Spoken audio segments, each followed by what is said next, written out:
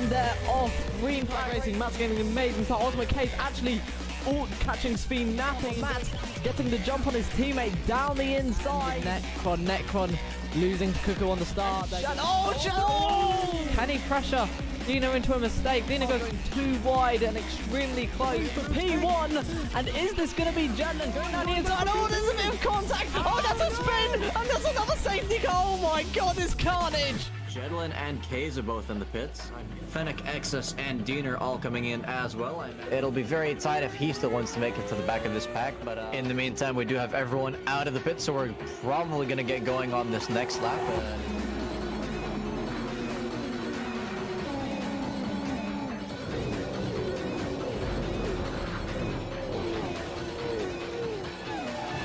We are, in fact, restarting now, regardless of that incident. Okay, he's looking for that undercut. Does he get it? It looks like he might do that side by side and very close together. Cuckoo looking for that inside line on Jedlin ahead. Going into 130R, but they're going to be wanting to go fully defensive into the chicane of Casio Triangle. He's going to end up finishing in P1, crossing the line. Greenlink's going to cross the line. It's going to be Ultimate Case across the line. Gilish comes across the line to win his second MSR title.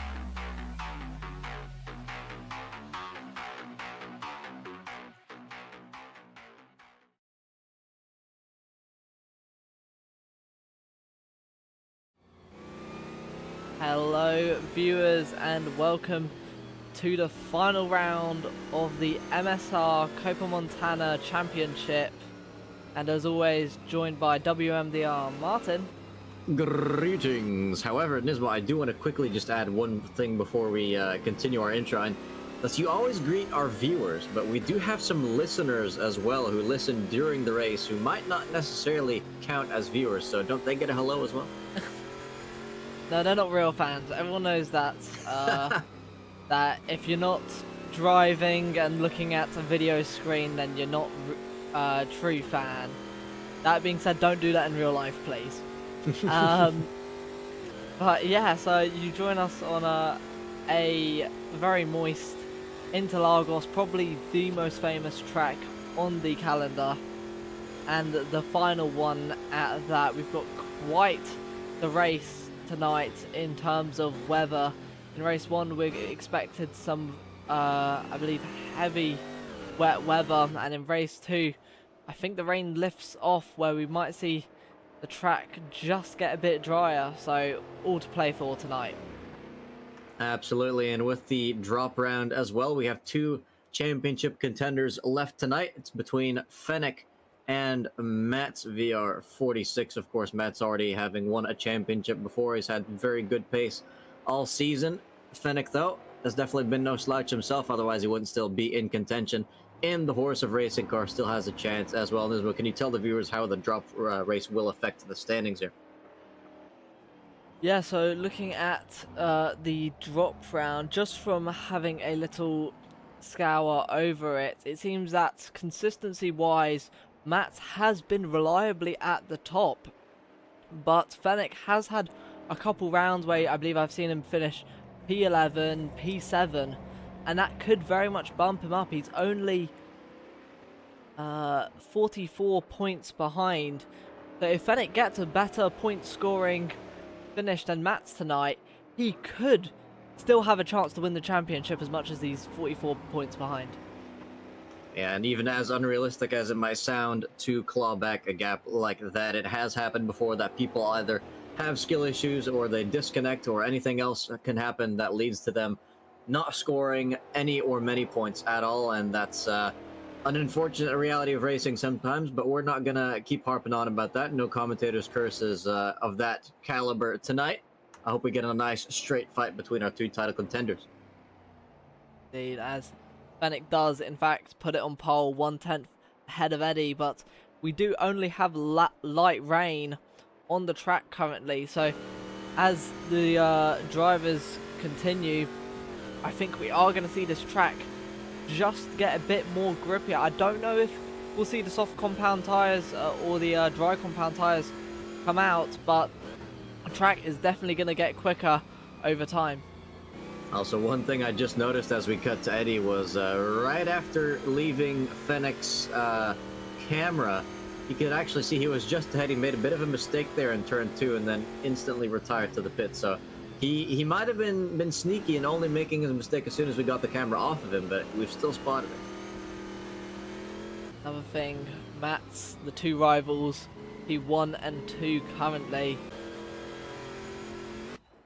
And looking at the championship team standings, it's the Horse of Racing versus the Moisty Retros Copas, which I believe are let me just make sure, yes, which is Ultimate Kaiser, and Matt versus Trouble and Phoenix. So not only are they battling for the Drivers' Championship, but these two teams also battling for the Constructors. Yeah, I mean the K's and Matt's combination, it's been a pretty solid one over the years. They've been teammates for quite some time as well, and yeah, I mean when they're on their A game, which they usually are, they are almost impossible to beat in a team standings championship. Meanwhile, though, 9 minutes left. We have someone getting out of the way off the track there. A couple drivers still yet to set a lap. Might have something to do with the fact that the real important times will only come at the end of the session, but you'd still think that they want to get in some practice, you know?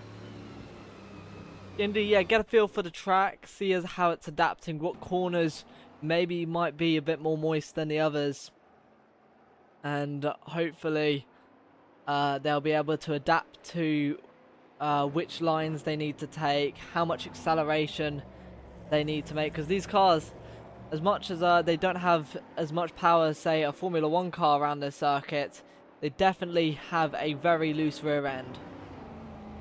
As Kodiak demonstrates so beautifully there in the penultimate corner. Was that a commentator's curse? It absolutely was. I'm writing that one down. As I think King Kodiak probably... How many have we got for King Kodiak? I think about 3, I want to say. Hold on, I'll check in just a sec.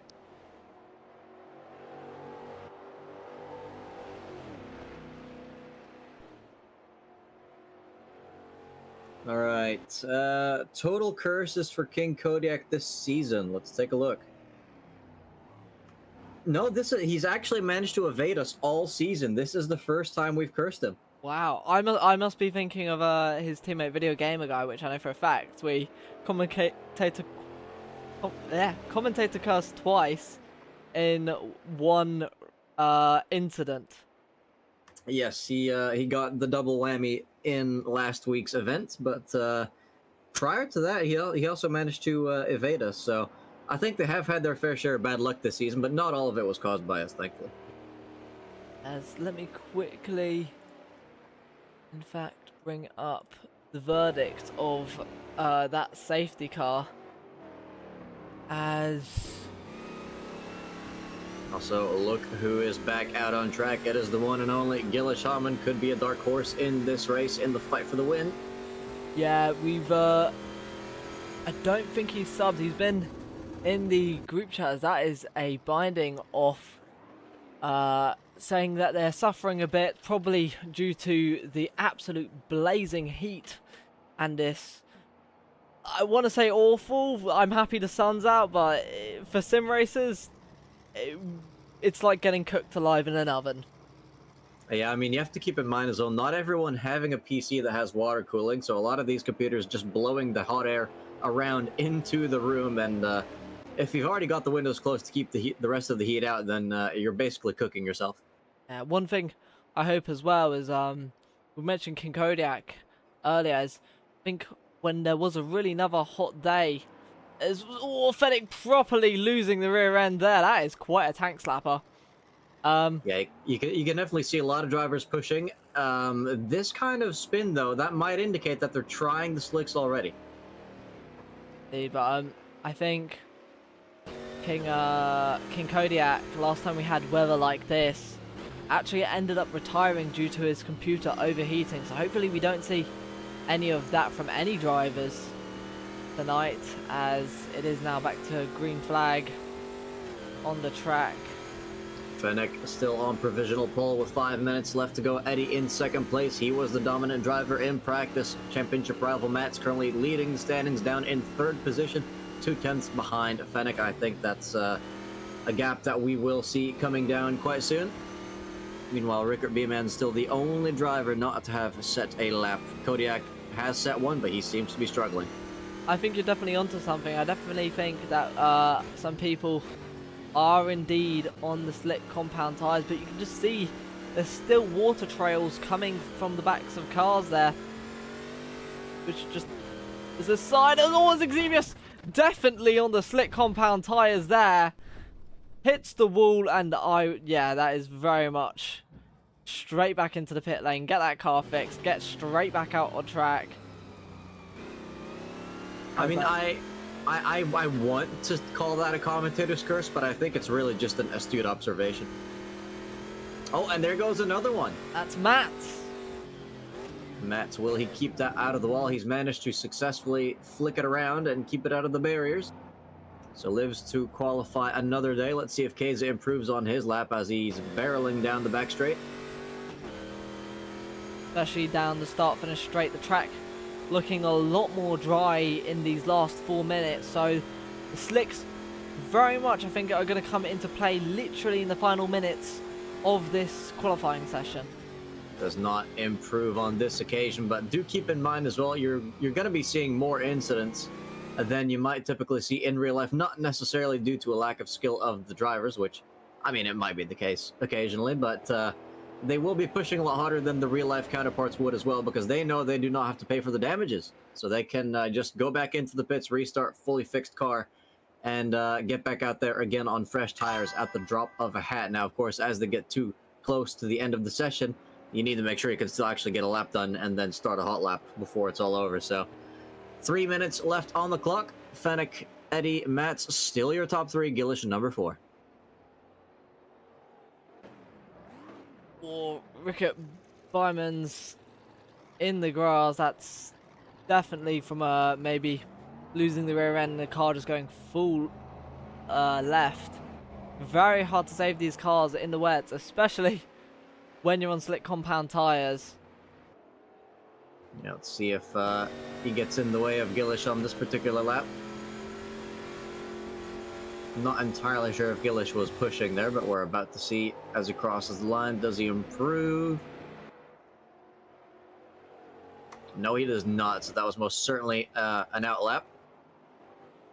Or I always forget what the difference is between an out lap and an in lap. As Eddie now, new provisional pole, 3.33 milliseconds ahead of Fennec. So that is a nice number there of 50.3. There is a great way to know the difference between an in lap and an out lap.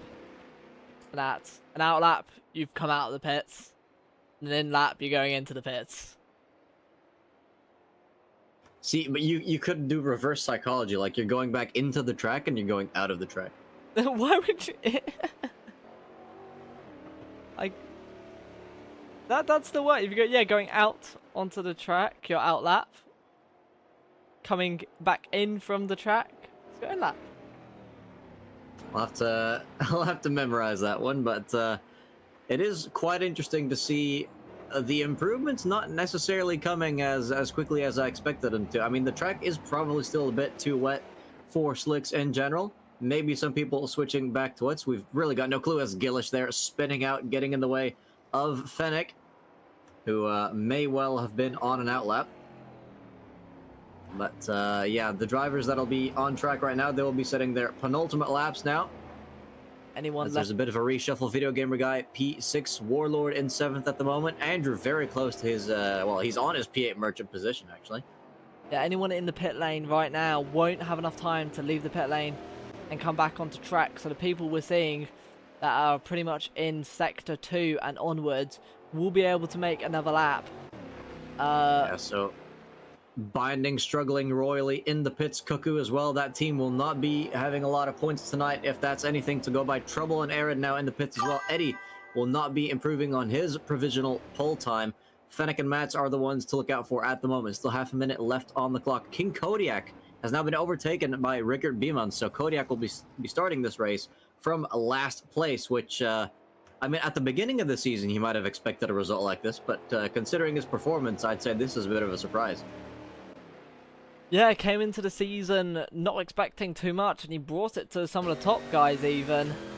And yeah, not a for a rookie, and maybe an expected result, but for this late in the season for King Kodiak, I am as surprised as you.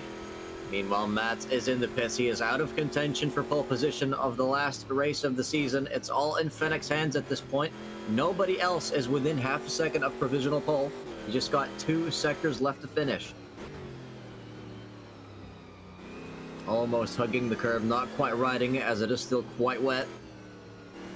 You can see just the slick amount. There are puddles as well ever since the latest update, so the drivers have to watch out for those. I definitely saw one coming out of that left-hand hairpin. Don't you just love how they update the physics on time for the final race of the season, as he does take quite a bit of curve there, a wide entry into the penultimate corner.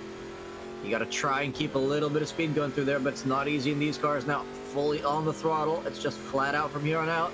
Andrew as well, just improving to P3 after getting a good lap in the final seconds, but Fennec, he's the only one that might be able to contend with Eddie across the line. Where does he place?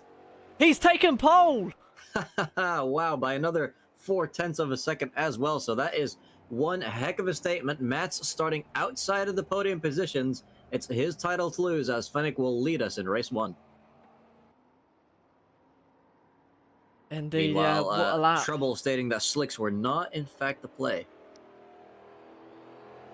One thing I'm hoping to know the answer for is what tyres everyone used for qualifying. A very, very interesting question indeed, as JD across the line. Can JD improve at all? We'll have to check. JD improving to 7th place. Oh. Some very interesting performances tonight. Fennec, though, taking pole for tonight just at the last minute away from Eddie. Andrew as well, moving his way up last minute to 3rd place, with Matt's Fennec's championship rival for the Drivers' Championship in 4th place. Gillis, I think the first time seeing them tonight, is a reserve driver. A very fast one indeed, so I'm very interested to see how they're going to cope with these cars. Ultimate Kaiser, the multiple-time MSR champion, in 6th place, with JD just diagonally to the left of them in 7th. Video Gamer Guy having a great rookie season in 8th place, with Warlord behind them in 9th. Ricky in 10th place. Exevius in 11th. Arid in 12th. Escher in P13. Trouble in P14, saying he's struggling with the slick compound tyres. Cuckoo in 15th. Binding in 16th. Rickert Byman in 17th. And King Kodiak at the back of the grid in 18th, with a very, very interesting qualifying. Well, I think you should get some kind of award for managing to pronounce B-months differently every single time you say it. I'm just that good with names. You know how reliable I am. That's why I've got to have a co-commentator. Otherwise, by the end of the race, people are going to think that there's probably twice as many drivers because I've each pronounced them differently. I am glad we don't have too many lookalike names, because I do remember watching F1 around 2016. You had Felipe Massa and Felipe Nasser, but the way the British commentators would pronounce that is Masser and Nasser, so it was very similar. As the drivers just getting their setups all ready for race 1 in a very, very wet track. Looking at the weather forecast now, as I will also bring the safety car flag on. Oh, that has been a mishap from Rickert. He got going when the lights went green, even though it's the formation lap. I think he may well have collected the driver in front as well. Oh, and Arid doesn't seem to be going. Is that Arid? Yeah, Arid not able to move either. No, Aaron's moving. But they weren't moving off the start. They took a very long time to get going there. Hopefully no technical issues. As looking at the weather forecast, yeah, starting with a very wet track. We've got some normal rain coming in. No light rain from what we saw in qualifying. This is heavy rain, and then towards the end we are getting medium cloud. We saw last time we had this sort of weather conditions that we saw some change of tyres. So whether we'll see people risk it, it's medium cloud, so the sun will peek out just a bit, but whether it will be able to dry up the track, and will it be worth pitting when it's only an 18-lap race, is going to be very much in the hands of the drivers strategy-wise. Yeah, these conditions, as well as this track, combined together, it's essentially the final boss of the season. One of the reasons why this track is always good as a season finale, hint hint F1. But yeah, I'm very much looking forward to seeing the strategies, the overtakes, the mishaps. It's all part of racing, and it's all what we've come here to enjoy tonight. The Fennec leading the way. He's 3 places in front of his championship rival, so he's going to try and take away the Drivers' Championship from him tonight, but whether Matt will be able to make his way through the pack, we've seen him do it before from very far back, make it into the lead. Now, I don't mean to put on a tinfoil hat, but hear me out. There is the off chance that something happens between Fennec and Mats that enrages them so badly that they get Class D penalties with league exclusion, and then Andrew could still win the championship. Yeah, I mean, there's always a chance. There's always a chance. I'll say that. If there's something happen between them where they both end up retiring, Andrew could very much sweep it under both their feet. As we get ready to go racing, Fennec leading the way, Eddie lined up next to him.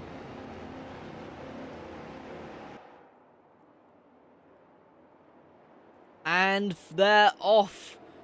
Eddie getting not that good of a start, already side by side with Andrew, who started on the row behind. Mats as well, potentially looking for a door as they head down into turn 1.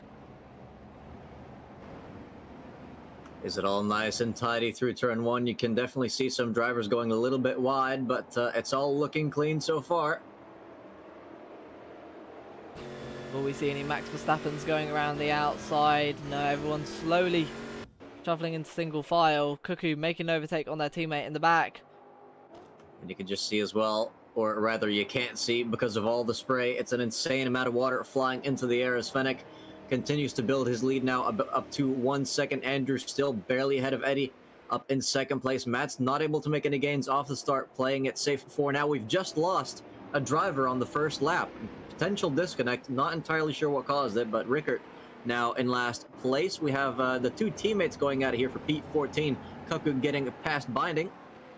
Yeah, Cuckoo on the outside line and managed to shuffle past as Binding now side by side with King Kodiak. Kodiak opting to not exactly stuff his nose up in there and get into an incident, so he's playing it smart as Eddie continues to tailgate Andrew through the 3rd sector. Matt's not putting a lot of pressure on the 3rd place driver just yet.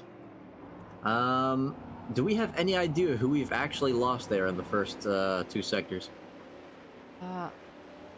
Trying to see.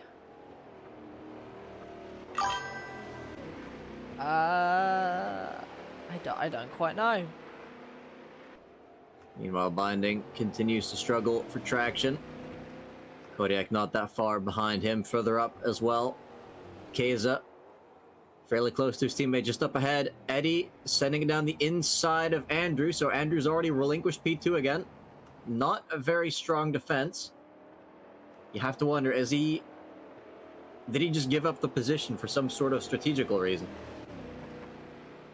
I mean, it's very hard to predict these things in these sort of wet weather conditions, and I think especially with overtake mode being in play, we could see some drivers going back and forth, and yes, overtake mode not being disabled for wet weather racing much as DRS is disabled for wet weather racing in Formula 1 cars, which I think is just total no. Yeah, they're definitely very, very different types of cars. As you can see, still quite close in the midfield. Trouble getting some action here with Cucker. This is now for P13. The horse of racing. Absolutely getting involved in racing tonight. Fennec, though, I think he'll be doing a little bit less racing. It's more time trials for him at the moment. You can see Eddie there still in second place. Mats, is he putting any pressure yet on Andrew? He's definitely close, but I wouldn't quite say that he's making him sweat just yet. About 7/10 behind, so quite a distance. Here we got Xavier sending it on Video Gamer Guy, so Video Gamer Guy definitely struggling a bit in these conditions. Makes contact with Warlord. Sends the Belgian flying down the infield, but he's luckily not gotten back onto the track to collect the others. I think we saw their teammate do exactly that, not exactly touch the rear of Xavius, but slide off into that corner. Yeah, so this is a very, very tough race for this team. Rickert and Warlord both in the last two positions at the moment. And Kodiak, he's kept it clean so far, but you can tell he's still not liking these conditions one bit. 3 seconds behind the next driver. Meanwhile, we've unfortunately just missed an overtake there by Mats on Andrew. Can Andrew try and get Mats back on this straight? See Mats taking up the middle of the track, sending spray absolutely everywhere. It is just absolutely awful. As Mats What he's gone deep. goes wide. He's taken the Verstappen line. And that gives Andrew another shot at third place. He's going to have the outside line for the next corner, though. Yeah, side by side they go. Ultimate K's as well, lurking in the background.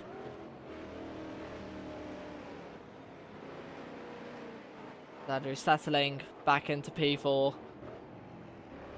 Yeah, so very interesting to see Andrew's struggles here. He's clearly had good pace from qualifying, but lost 2 positions already. I do kind of like how you can easily see from a distance how his little guy in the car is turning the wheel, but you can't see the wheel itself because it's the same color as everything else on the inside of the car. There was no wheel. As Wheel is a lie. they head into the final corner. Lap 4 of 18. Fennec leads the way. Eddie a second behind. Matt's 2 seconds behind Eddie. And Andrew and Ultimate Kaiser and Ricky all in this battle for P3. Yeah, this is quite interesting. Ricky putting pressure on Kaiser. Ricky had an awful qualifying and looks to be making up for it now.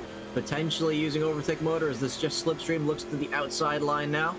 Into the spray of the other cars. Meanwhile, Eddie only 3/10 behind Fennec now, so we're going to cut to that in just a second as they navigate turn 1. Side by side. Move. Round the outside from Ricky. Kaiser's gonna have the inside line though. But does he have the grip on the outside? It's not over yet. I think Kaiser's still trying to fight this. You can see he's in the slipstream now, but he's given up on it. He just does not have the straight line speed to try and fight that. Meanwhile, Eddie has demolished the gap to Fennec. They're 3 seconds ahead of the rest of their competition, which you can see just behind on the straight. Definitely a lot of pressure now as JD's had a spin. Safely rejoining. Oh, almost spinning off the track again. Yeah, that's some unjoining there. Or dejoining, maybe. As you can hear Kodiak just lifting off ever so slightly to not make contact. They're still side by side, actually. But he does manage to get the overtake done. Meanwhile, back up in the top 2 positions, Eddie practically pushing Fennec through these corners. Fennec not getting the easy race that he may well have hoped for in the first 4 laps. Yeah, I think Fennec may have made a mistake. I mean, that time just dropped between them. We don't know exactly what happened, but it could have been a mistake from Fennec, or maybe Eddie just all of a sudden just twisted the wing angle. I think Eddie's just pushing because they still have a pretty significant gap to Mats, who's not made any giant mistakes, so you can see them going down now, starting lap 6 of 18. We're a third of the way through now. further back. Mats has essentially ditched Andrew, no longer in contention for the podium as things stand. Very, very close between Cuckoo and Xevious as they cross the line. Cuckoo looking down the inside for P8. Are they able to make it? Xevious a lot later on the brakes. Cuckoo just sacrificing that one. Aaron sending it down the inside now as well. Oh, they make contact. That looked like Arid forcing Cuckoo off the track. Yeah, I think Arid now giving that place back, though they still seem to be side by side. No, Cuckoo now behind Arid again. So, interesting shenanigans there in the first corner. You definitely see some crazy fighting there in quite a few series. Oh, and I think that was Xevious spinning off the track. Oh, not again, Xevious. He's managed to keep the car going, though. There's still a wing on that thing, so he is going to continue his fight. But Kodiak has unfortunately lost another 2 positions to Warlord and JD. Rickert, though, I'm not sure what's happened to him, but he's a full minute behind them. Yeah, only just crossed the start line now. But pretty much everyone else in Sector 2. And you can see it's still quite close. Actually, no, Ricky's gotten by Keza, so every time we go to check on a different fight, something happens. Ricky now up to P5. Keza struggling, won't be champion this season, down in 6th position. As Eddie towards the front might be making a move on Fennec. He absolutely is. There's no might about it. Fennec holding the inside. Eddie sending it around the outside, potentially using his boost. He's managed to get the overtake done. Can Fennec do anything on the brakes? Fennec coming back, though, has overspeed. Can he make it around the outside? Eddie late on the brakes. Still the chance that Fennec gets a better exit here onto the 2nd straight. You can see there's practically nothing separating these two, and I mean, they were moving so quickly. I had to change camera angles just as quickly as Andrew now coming into the pits. I wonder if that's for a tire change. There's still so much spray. I'd be very surprised if it was. Hold on, they're still side by side. Fennec holding it down the inside. That's a beautiful overtake. Or is it, as Eddie continues to hold the inside now for the next corner, loses control of the car, and that does give Fennec the lead back. And look who's there now as well. Mats taking advantage of this chaos up in front, now making it a 3-car fight for the victory. Very, very close indeed. We get some nice details here from this detailless livery.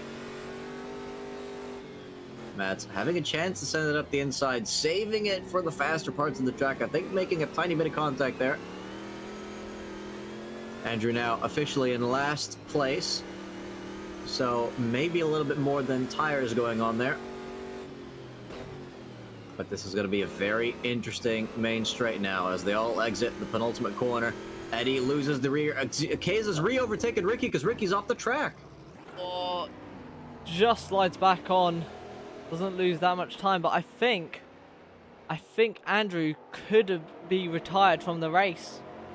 And look here, Mats and Eddie coming to blows. Mats around the outside in Fennec's slipstream. Can he send it on the brakes, or is he also going to opt for the next straight? Eddie holding on to that inside line, pointing his car in the direction he needs to.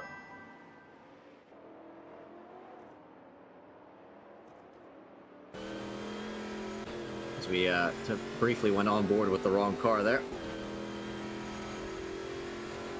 Matt's getting every little pixel of Eddie's car in his visor. Eddie not really covering that one off. Mats has it in the next corner if he's brave on the brakes. Eddie's leaving a ton of space and he's gone off the track. P2 goes to Mats.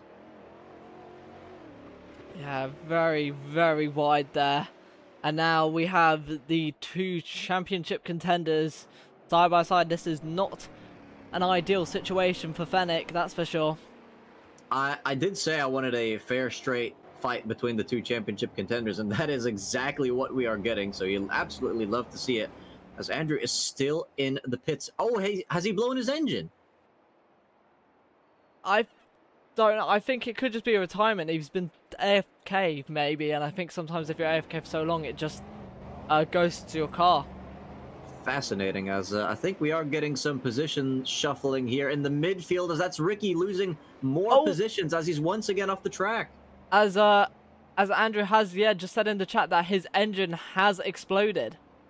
It's very interesting to see that he's still in the in the timetable. Usually when you retire, you get kicked out of that. But yeah, that is very unfortunate to hear for Andrew. I hope he's able to get P8 in the next race. Fennec continues to lead us now through the first half of this race. Matt's just behind him. What's on the line? Nothing but the title.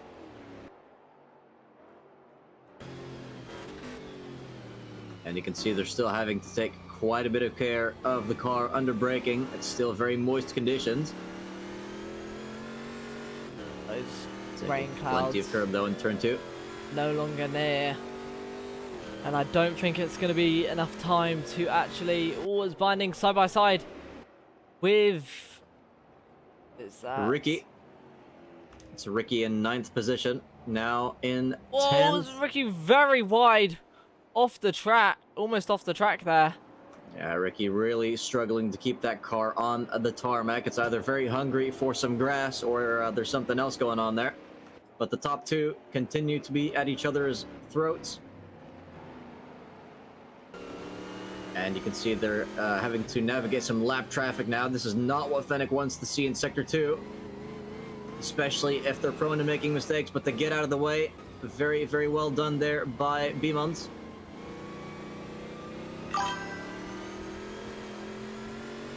And you can see Matt's just letting Fennec know that he's still there. Could have easily sent it into that corner, but he doesn't want to give Eddie any opportunities either.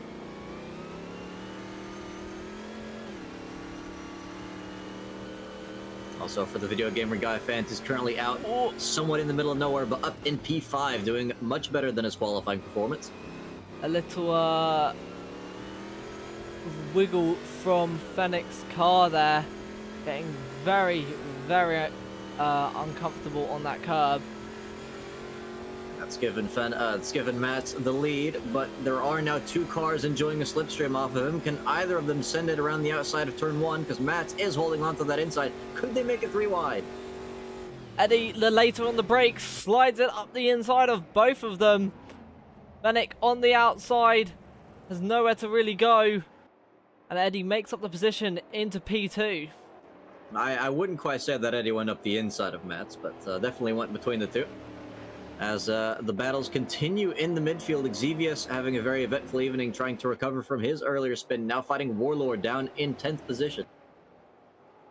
Warlord, though, last of the late breakers here in turn 1, holds on to that position for now. Meanwhile, something's happened to Escher as well, because he's down in 15th, significantly behind the rest, as Ricky now pits as well. I don't see any visual damage. Could that be for tires?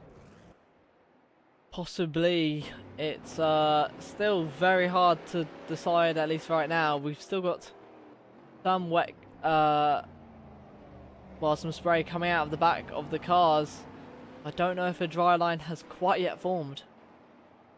That's just so interesting to see how many overtakes that we've had in the top 3, and they continue to stay close. We've had no real runaways yet tonight. It looked briefly at the start like Fennec might be up to that, but as you can see, he's currently down in 3rd position, a second and a half behind the leader, who's now currently being pushed along the track by Eddie. Andrew, unfortunately, no longer part of that fight, stuck in the pits with an engine failure.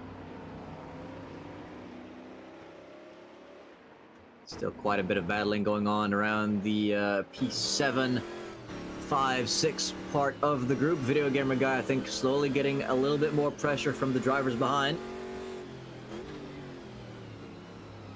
But the title fight continues on as Mats leads them on to lap 11 into turn 1. Eddie close enough to try and take a somewhat different line. Fennec really going to be hoping that they'll push each other as he was pushed earlier. Oh, and that's a mistake from Eddie! And Fennec's lost a massive amount of time braking to get out of Eddie's way. Very, very unfortunate for not only Fennec, but for the title fight overall, because Matt's now unopposed with a 2.6 second lead. Also, Cuckoo and Keza pitting now. This has to be for tires. As they are released, I think it is a tyre strategy coming into play. Warlord joins them in the box as well. Could Fennec pit earlier than Mats and get an undercut on him? And Andrew's back out onto the track. They've actually swapped his engine. And he's still ghosted as well, so it was an actual engine failure, which is the issue, because this we only see ghosting when an engine failure happens. So what's happened is he's had his engine failure, he's made it into the pit lane somehow while his engine's exploded, and they've managed to fix it. I mean, honestly, hats off to Andrew, because I've had the exact same thing happen at this track before, and my car stopped rolling, like, at the first few pit boxes. I was so close to also getting an engine swap, but I just couldn't make it. So he's definitely judged it to perfection there, as he's now a perfect 7.5 minutes behind the leaders. That's now growing that gap up to 3 seconds. Will he pit anytime soon is the question. There's only 7 laps left in this race. No dry line, no.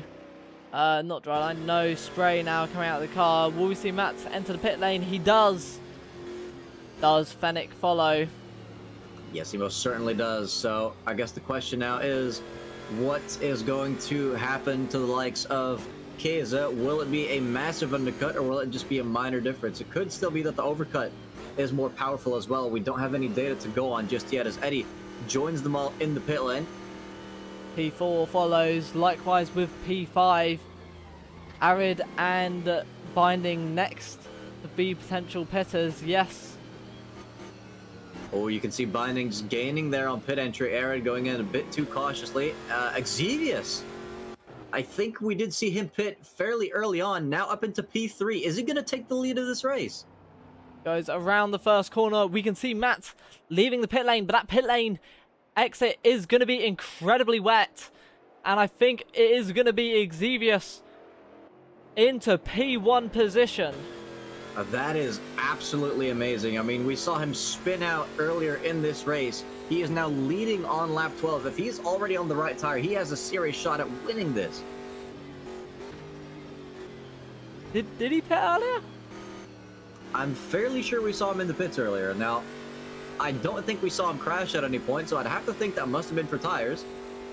But the gap now, 2.5 seconds. Definitely keep an eye on that as we check on some of the other drivers in the field. Binding still just ahead of Arid, so... Actually, no. He's overtaken Arid in the pits, so that's a strategic move there from Binding. Warlord as well, making the overtake of both Binding and Arid. I think that's due to strategy as well. Ultimate Keza now fighting Eddie for P5. Eddie on the losing end of that battle, now down to 5th. Yeah, going to be on colder tyres, and with a cold track, it's going to be hard to heat them up. As Binding and Arid continue their battle, Arid getting back at Binding. What was done in the pits is now being undone on the track as Andrew tries to unlap himself, which I'd have to... I mean, you'd think he could easily do it safely if he's ghosted, but he may well not be ghosted for all the cars out there. There may still be contact. It's a bit of a glitchy way that works sometimes. Yeah, I think normally there is contact between the cars. Escher and King Kodiak very close as well after that round of pit stops. The gap between the top two now down to 2 seconds. Or 1.5 seconds, depending on which marker you believe. But no, Xevious comes in now. So he hadn't pit for... I think this is his second pit stop. So that's a massive shame for Xevious, but I guess not quite living up to the number 44 hype there. Matt's back into the lead. 44 loses the lead, 46 back in the lead. 5 seconds ahead of their rival. Yeah, I kind of hope that the pit stop cycle would spice things up a little bit, but the gaps, if anything, may be slightly bigger now. Fennec 5.8 seconds behind his championship rival. Keza a little bit behind that, still ahead of Eddie. We could see a fight flare up for P3 at some point again, as Xevious now leaving the pit lane. It kind of makes you wonder why he waited so long with his tire change. As Binding and Arid continue to be as close as it gets. They've actually re-overtaken Andrew as well. Binding making a move, has the inside line going into turn 3 or 4. Definitely one of those corners.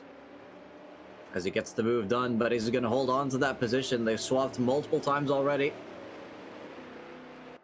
Probably a little bit annoying for Andrew as well, because I think he could well outpace these guys, but he doesn't want to get too involved in their battle as he is multiple laps down. Further up ahead, the fight for P5 continues. Video Gamer Guy still under pressure. The pit stops not helping him eke out any sort of a gap. Yeah, Cuckoo known for their defense, on the offensive now against Video Gamer Guy. Do either of them have the boost button here? Video Gamer Guy Why is he going so wide? It's costing him time. He's just giving up the position. That looks like it could be a boost button, maybe trying to get into the slipstream to come back at Cuckoo. I mean, it doesn't look like he's coming back at anything right now other than P6. That could well turn into 7th as trouble starts to sneak up on the pair as well. Oh, but has Cuckoo oversent it into turn 1? Definitely came very close to doing that.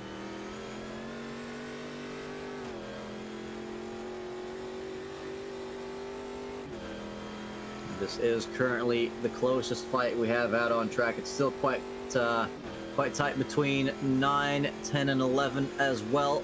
I think they might be catching Xevious, actually, that pair. But Keza, for now, no more pressure from Eddie. That gap now up to 4 seconds almost. Let's go take another look at the binding fight. He is very much catching up to Xevious.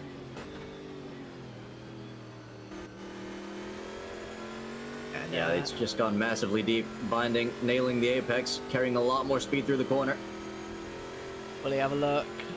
He's looking for a move around the outside. A very bold place to perform a move. Lifts out of it. Gonna look for maybe a different spot to commit to a move.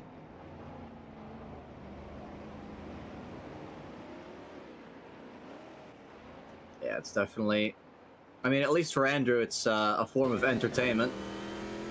He's got something to look at while he's stuck in 17th place.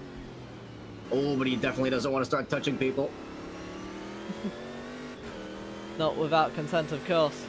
And I think the one thing in motorsport I've learned is this isn't NASCAR. So, yeah, I think some drivers may well have wished that it was NASCAR, because if you're on an oval, you definitely get a lot more slipstream to go off of. But Fennec, I think, losing touch with Mats. That gap now 7 seconds. As Binding overtaking Xevious around the outside. Around the outside seems to be a popular move. Still a bit of spray there in turn 1. But not causing Binding to set a foot wrong, or wheel, if you may. Wait, what's happened to Andrew? He's in the pits again. tire change? Maybe he's going for fastest lap, who knows. But there are now only 3 laps left in this race. Matt's leading on lap 15.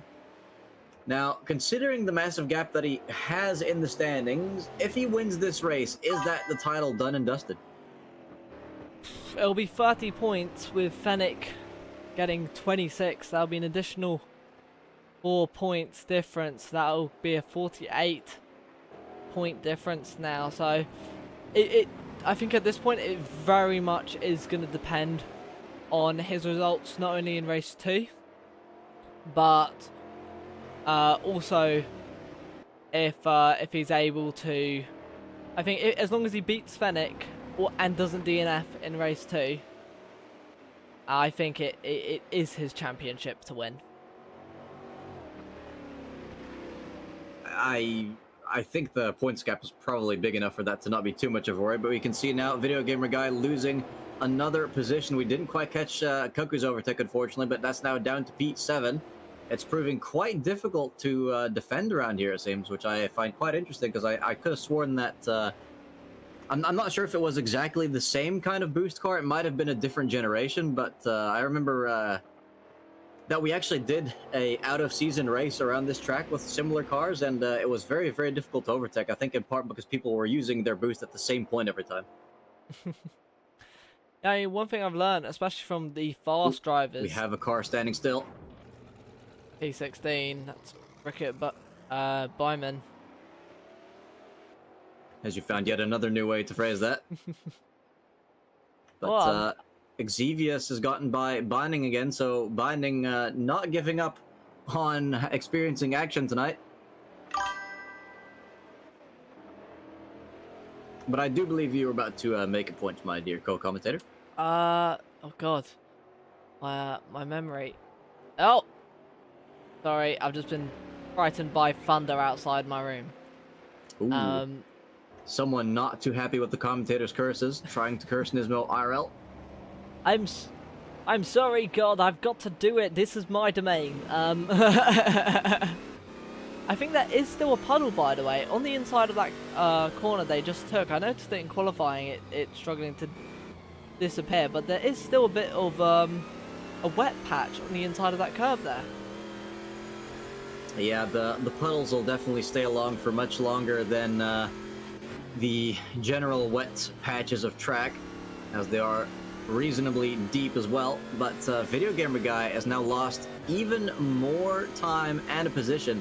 Now been overtaken by Warlord. Something is going massively wrong in his race. If he loses another 9 seconds, he will drop into that Exevius Binding and Arid fight. Yeah, indeed. I mean, the further he drops back, the more chance of him starting in a further forward position. But I don't know if he necessarily wants that to happen. As Rickert once again with a spin.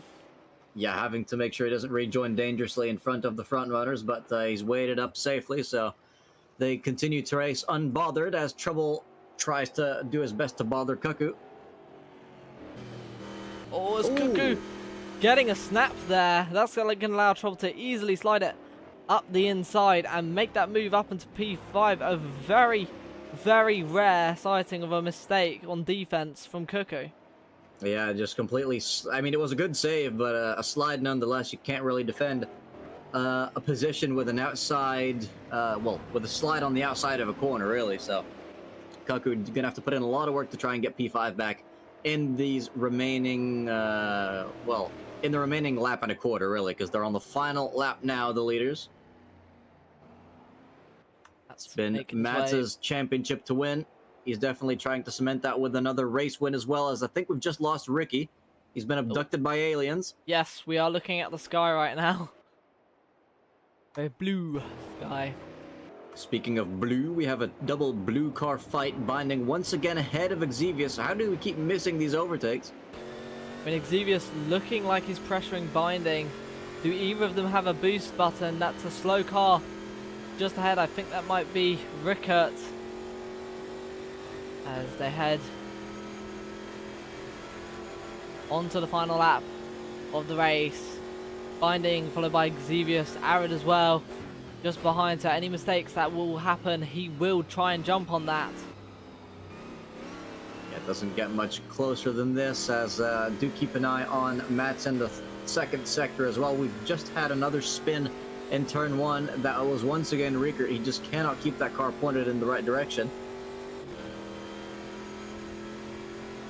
This is one of the last chances that Exevius will have. He's not going for it. He's hoping to get this position either through a mistake from Binding in the second sector or by a overtake on the straight in the final sector. So that's a fight that's going to go down to the line. But meanwhile, Matt's trying his utmost best and succeeding at doing it.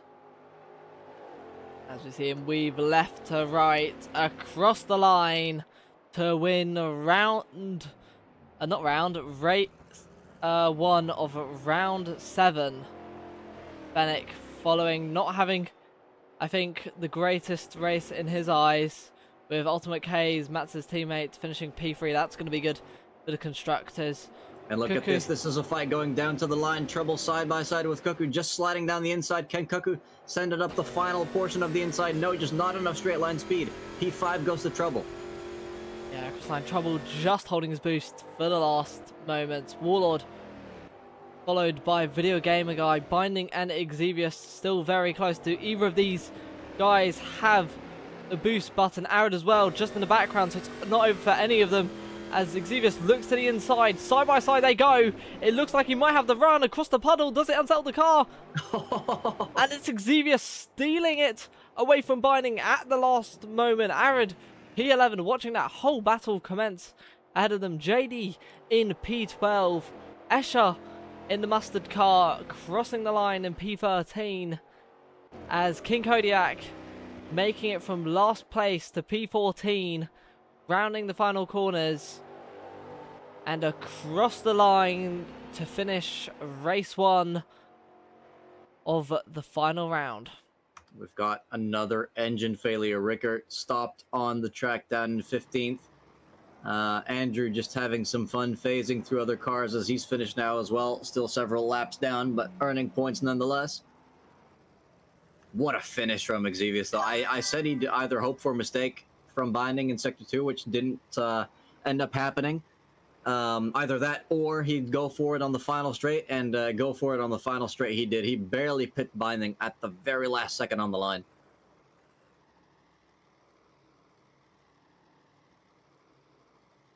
And look, it started raining again post-race.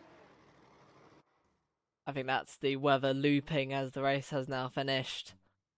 And Matt is the one to win it. Fennec in P2, started P1. Ultimate K's in P3, making his way past the top 5. Eddie P4, Trouble P5, Cuckoo P6, Warlord P7, Video Gamer Guy in P8, Xevious in P9, Binding in P10, Arid in P11, JD in P12, Escher in P13, King Kodiak in P14, Rookie in P15, and Rickard Bowman's actually, as much as they DNF'd, finishing ahead of Andrew, who also had a 10-second penalty and was the only person to go for a free stop. Let alone no one went for a 2-stop as well, I believe. And finishing P17. Oh, you're right. So I must have been hallucinating then when I thought we saw Xevious in the pits earlier. I do retract that statement. The driver that we lost on lap 1 was actually Gillish. Oh. So I think one of the reasons why we had no idea who it was is because Gillish has been fairly absent this season. We're used to seeing him at the front, but since he's just not really been there in the last few races, we didn't really expect to see him up there. So that's why we didn't quite place who we lost in after just maybe 2 sectors. But yeah, that's not looking good for Fennec's title hopes if he still has any this season. I think it's very much gone to Matt's at this point. Yeah, indeed. I think what Fennec is relying on is probably going to be a DNF. We'll wait with any official confirmations until after race 2, of course, which will be starting in 8 minutes' time. That's when the session will get underway. You still have to wait a couple of minutes for the drivers to get their setups in order, etc., as we have done so every round this season. On that call, I need to go downstairs and fill up my water, so I will be back in a bit. Alright, so definitely great to see the support in chat as well for King Kodiak and Video Gamer Guy. Yeah, it's definitely been an eventful first season for the two. I'm glad that they were as competitive as they were. Still no hard promises yet on their participation for next season, though, so it might depend on the car that ends up getting picked, but there's not exactly news around that just yet, so that will have to be news for a later date. And the league will be entering some sort of a summer break soon as well.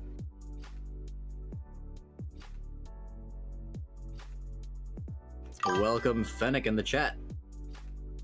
Strong performance there in P2.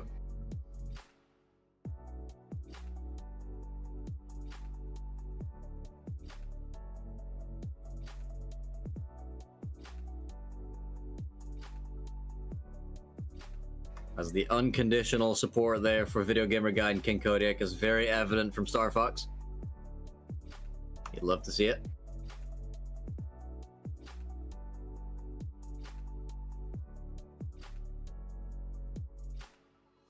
Welcome Trouble as well. I do wonder, Fennec and Trouble, if you guys have gotten in an equal amount of practice this time, because I think we generally see you two fairly similar on pace, but I think this time Fennec definitely having the edge there in the fight for the win tonight. Of course, the championship is on the line.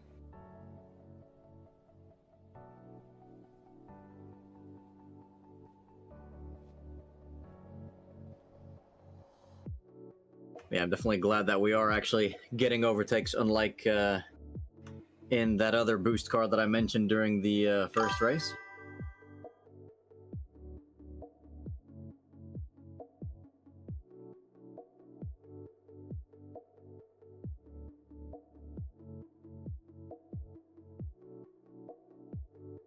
It is kind of interesting how when you're in the menu, there's a subtle cricket sound in the background.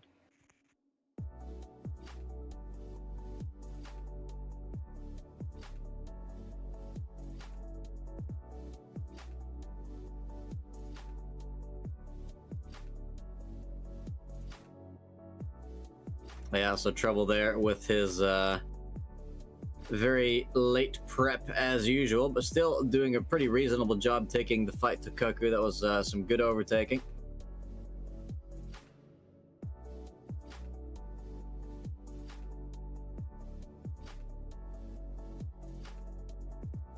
And we do still have Gillish in the session, so I assume he should be joining us for that second race. Not entirely sure what's happened to Binding and Andrew, however.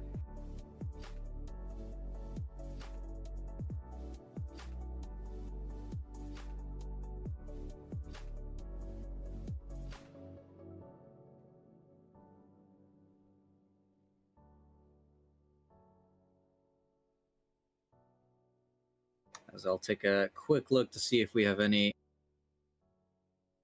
screenshots here that I can go off of.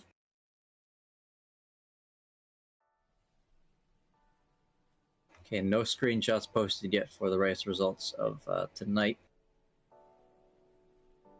But I do have the standings going into the final round today. Of course, as we've said before, it's a title fight between Mats and Fennec, with Andrew having an outside chance if the two in front get a league exclusion. But it would be a league first for something like that. Keza still fairly close to Andrew. I think actually with Keza's result in this race, not taking the drop round into account, does overtake Andrew in the points. So Keza with a provisional P3 in the standings could be a double podium for the Moisty Retro Copas. Video Gamer Guy starting tonight in 5th position in the standings. A great performance for a rookie driver. Although he may well have been overtaken by Eddie as well. Showing a strong drive tonight in race 1. Still race 2 to go though, so definitely nothing final just yet.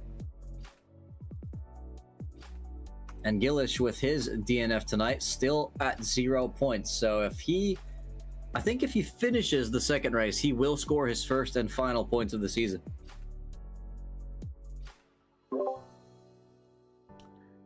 Hello. Welcome back, Nismo. I have returned. I have a pint beer glass full with water. Guinness Zero, I should say. Sorry. Ooh, hashtag not sponsored. But Guinness, if you did need a sponsor, you know, I don't know why you'd sponsor this, but you know, I'm always here. Everyone, clip that. Nismo just said he's always here. He's never gonna leave as commentator ever again. No more breaks for you, Mr. Nismo. No. Oh. Yeah, we did have trouble confirming that he did not do any practice and barely completed any laps in qualifying, so still a pretty impressive performance from him. I do wonder if Fennec put in a bit more prep work, considering that he was fighting for the lead tonight. I mean, knowing Fennec, he probably didn't even realize that he was fighting. At least he probably realized that he was fighting Mats, but I don't know whether he knew that he was actually in contention tonight. I mean, it's always been a bit of an outside chance with a points gap as it was coming into this round, but yeah, I definitely think that race 2 will be more about just enjoying the battles out there on track, I think. Not to say that he didn't enjoy them in race 1, but it did get into a bit of a rut after the first few laps. Talking about underdog stories, let me quickly have a look at the scores for Argentina versus Austria. Okay, yeah, no, that makes sense. I won't say it on stream just in case people don't want it. But in fact, I will say it. I will give people 1 minute to mute quickly before I say the scores. More like 30 seconds.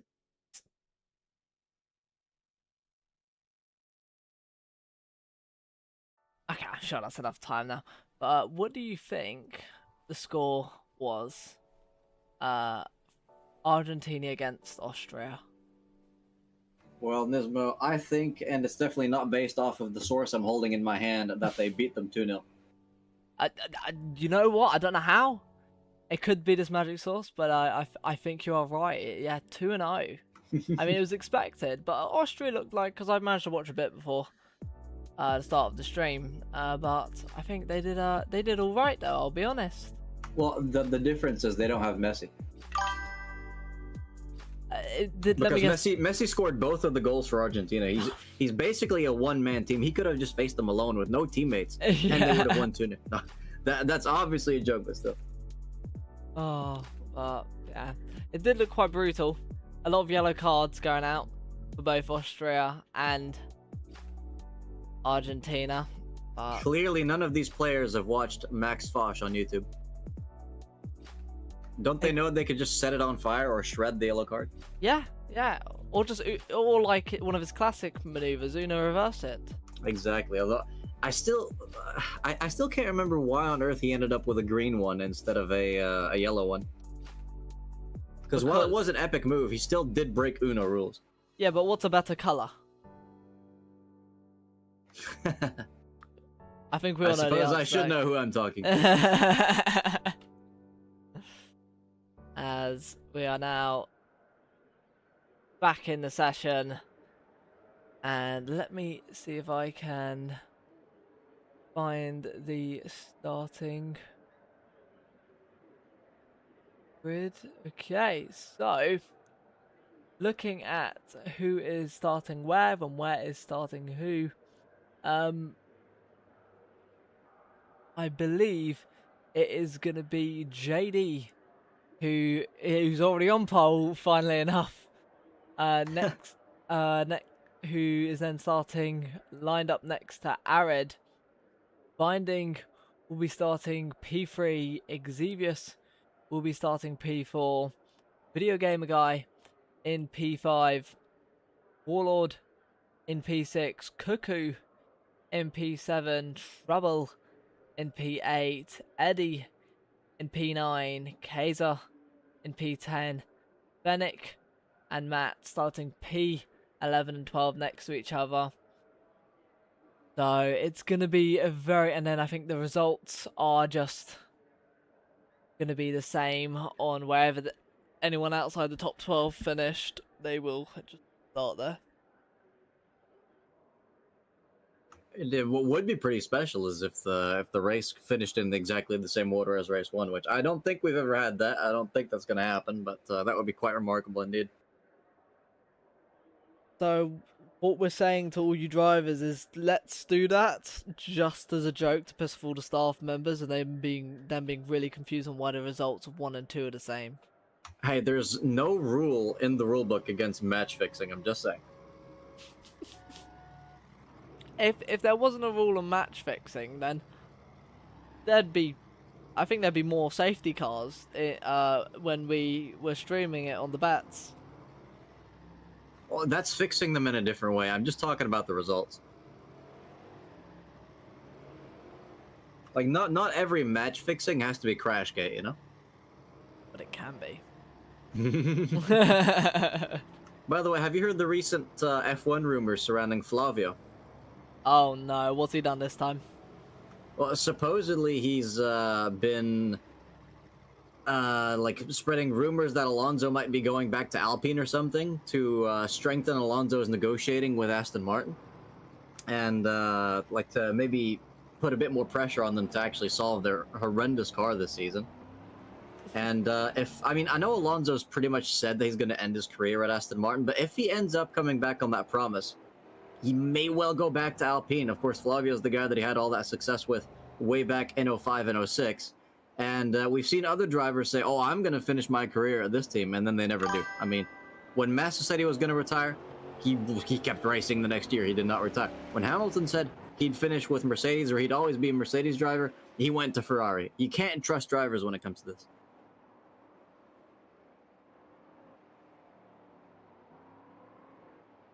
Yeah, it's very.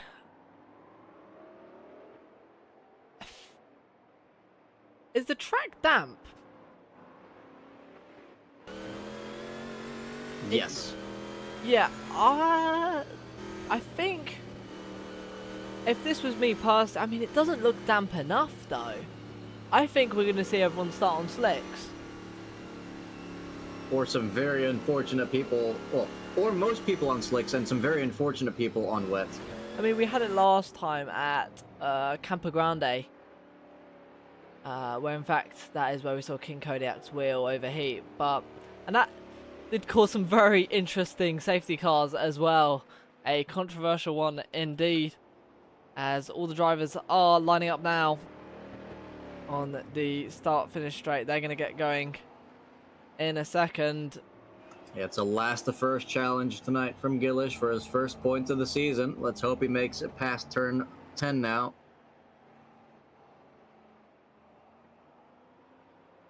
JD is on provisional pole as the grid comes to a crawl. And now a complete standstill. The back driver is not quite having caught up to the main pack just yet.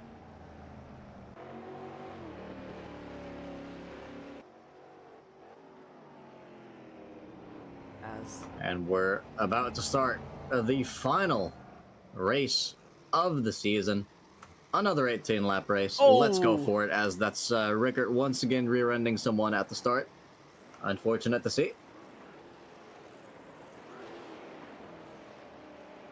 Hopefully there isn't damage. These cars can usually take a punch as long as you're not talking about the rear wing. As JD leading the way, Arid lined up next to them, Binding and Exevius both behind them, so I wonder who's going to get the better of the launch and potentially look for a move down into turn 1 as they enter the start zone.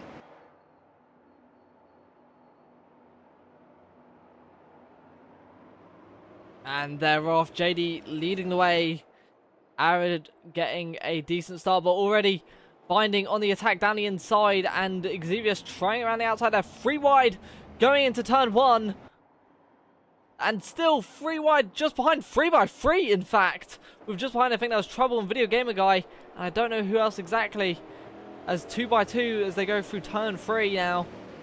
And they've somehow managed to survive it all again, but Binding now putting pressure on JD for the lead. Looking left, looking right. He's sending it down the inside. No, he's not. He's just thinking about it. And you can still see quite a bit of water there on the windscreen, so these cars not exactly ideal for dry conditions just yet. And he's gotten a bit of a tap that's given Exevius a run now down the inside. Is he going to be able to overtake them both? Makes the move on Binding. Binding now on the outside. Can Exevius now look for a move down the inside? Can he make 2 into 1? It's still side by side, but no longer for Exevius. He's taken over the lead. JD drifting out wide, Binding up into second. Side by side once again. So they keep it going. Binding losing the position now, having to fight Warlord for third. The positions just keep on shuffling. Video Gamer Guy behind in fifth. He seems to like fifth position quite a bit. Was there in the standings as well at the start of the evening. Exevius leading the pack at the end of the first lap. Warlord now putting a lot of pressure on Binding around the outside of the final corner. 2x2 just behind as well. On board with Cuckoo in sixth position. Cuckoo going semi-defensive. Oh, and look, it's a massive send from Warlord down the inside of three cars. That's a collision between Warlord and Exevius. Exevius having to bail out onto the surface on the outside. That's probably a lot wetter as well. Losing a position. Video Gamer Guy up into P3 with Binding now in second place. Yeah, that is the unfortunate reality as to why you do not try and overtake 3 cars into turn 1 around here, but Video Gamer Guy's trying to overtake Binding into the second sector. He's still side by side, will have the outside for the next one. They bang doors ever so slightly. Side by side they go. Normally the inside line being the best one. Video Gamer Guy deciding to slot behind Binding. Do they look for a move into turn 6? Oh, there's more contact! And I think that's Cuckoo spinning around. Hits Eddie. Yeah, that was a tap from Ricky that has completely derailed Cuckoo's race, now down to 17th position behind even Warlord. Ah, that is massively painful to watch, but Binding and JD continue to lead this race. Video Gamer Guy still in third now with a little bit of a gap to Xevious behind Andrew from the back row up to P5 already. Gillis as well as teammates in P7. So now that is remarkable stuff considering that Mats and Fennec still down in 11th and 14th. Yeah, the Bandits doing a really good job at shooting their way through the traffic. You could just say the Bandits doing a really good job at shooting. That's what they typically do. As Gillish now in a double slipstream, will he send it into turn 1 on Eddie? We know Eddie has front runner pace. Lay it on the brakes as well. Is Eddie now sending it on his teammate? Oh, Andrew giving him just enough space to survive. Gillis looking for a move to make a move on both of them. Has the outside line though in turn 3. Eddie with the inside. Can Gillis though still make a move? Eddie going deep into turn 1. That seems to have compromised both this is drivers. For the lead. It's 2x2 as well. JD and Binding fighting for it, and the same for P3. Xevious mixed in this fight as well. Further behind. Has it happened? Andrew in 5th. Eddie still in between the two. Gillis going a bit wide there. As just up ahead, I think. Side by side goes Binding and JD. Binding on the inside. Crucial for this corner. As long as he can just keep the car in front. Now has the inside to the next corner. Single file go to top 4 now. As double file go Ultimate K's and Eddie. Yeah, so Eddie's lost out now. The 2 Bandits ahead, now about to lose out to Keza as well, as he has the inside line for the next corner. Always the better line here. There's so much happening right now on lap 4 that it's incredibly tough to commentate on, but Binding is your new race leader with JD just behind. Video Gaming Guy still in third, managing to hold off Xevious. Andrew and Gillish, the 2 Bandits, just behind them, as I think there's been some more position shifting in the back. Mats down in 16th place, fighting Ricky.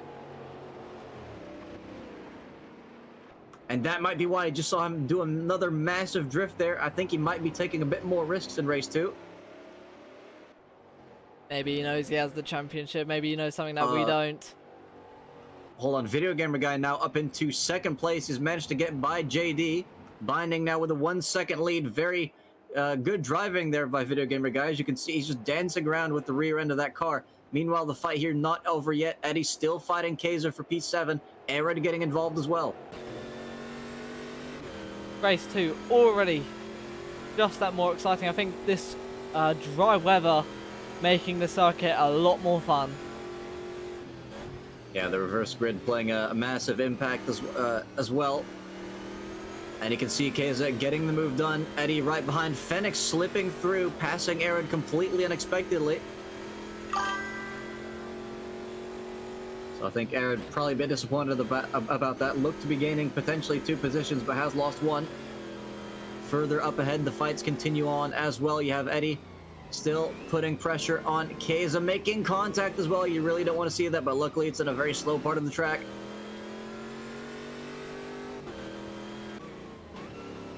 JD still between Xevious and Video Gamer Guy. Binding not running away with that race lead yet. Further back, Matt's ahead of Ricky, now putting pressure on Trouble down in 14th position. King Kodiak just up ahead in 13th. Fights absolutely everywhere you look right now. This Video Gamer Guy now challenging for the lead. Binding's gotten massively out of shape in the final corner. Video Gamer Guy takes over the lead now into lap 6. Already a car length ahead going into turn 1. And We have a new race leader for the third time tonight. Absolutely amazing stuff as they continue to fight for the top three. Xevious dropping off just a little bit, will now be under pressure from Andrew Gillish, not quite as involved as he was in laps prior, but if he gets into a fight with Kaysa, I can guarantee you that's going to be some spicy action as well. I can see just behind Fennec now getting a move on Eddie as well. Eddie having absolutely none of that race one pace in the second race, but manages to stay ahead of Fennec for now. These are your race leaders now, speeding into sector 2, 2/10 separating the two. Binding opting not to force his way through. Video Gamer Guy going a little deep, but you can really afford to do that in these corners. Eddie just sitting behind. One mistake, one crash from these two, and he could be straight back up into his front position. Fights behind continue as well, but we will keep our eyes on. No, hold on, something's happened to Xevious. He's dropped out of P4, now down to 11th, so he's had a spin in the slow second sector. I honestly saw him taking some risky lines in race 1 as well. Seems like it just didn't work with the car in the second race. But Binding now trying to take back the lead, has the inside line through the final corner. Yeah, I think these two drivers maybe having boost on different laps. So I just always think it's interesting they keep giving their opponent the inside line. But Binding now once again in the lead, not necessarily commanding one, but definitely one that's showing that he can drive this car at pace. We're now almost halfway through this race, and he is still the _1 driver. It's taking a little longer than we might have expected for Andrew and Gillish to catch up to these guys. Well, side by side, Video Gamer Guy and Binding. Video Gamer Guy going very wide off the track. Gives the position back to Binding. JD though as well might be able to try and slip a move very close now to the back of Video Gamer Guy, but not quite close enough. Yeah, I was about to say, has he over-centered on the brakes? And he most certainly did. I did not expect him to go for a move on Binding there, and I'm sure Binding didn't either, but he must be smiling now in first place with that 1 second gap, which doesn't necessarily mean much in these cars, but it's definitely a bit of a pressure off of his shoulders now, as it's an absolute train starting from Video Gamer Guy to JD to, I think Andrew should count as well. And is that contact just up ahead? No, they're just extremely close.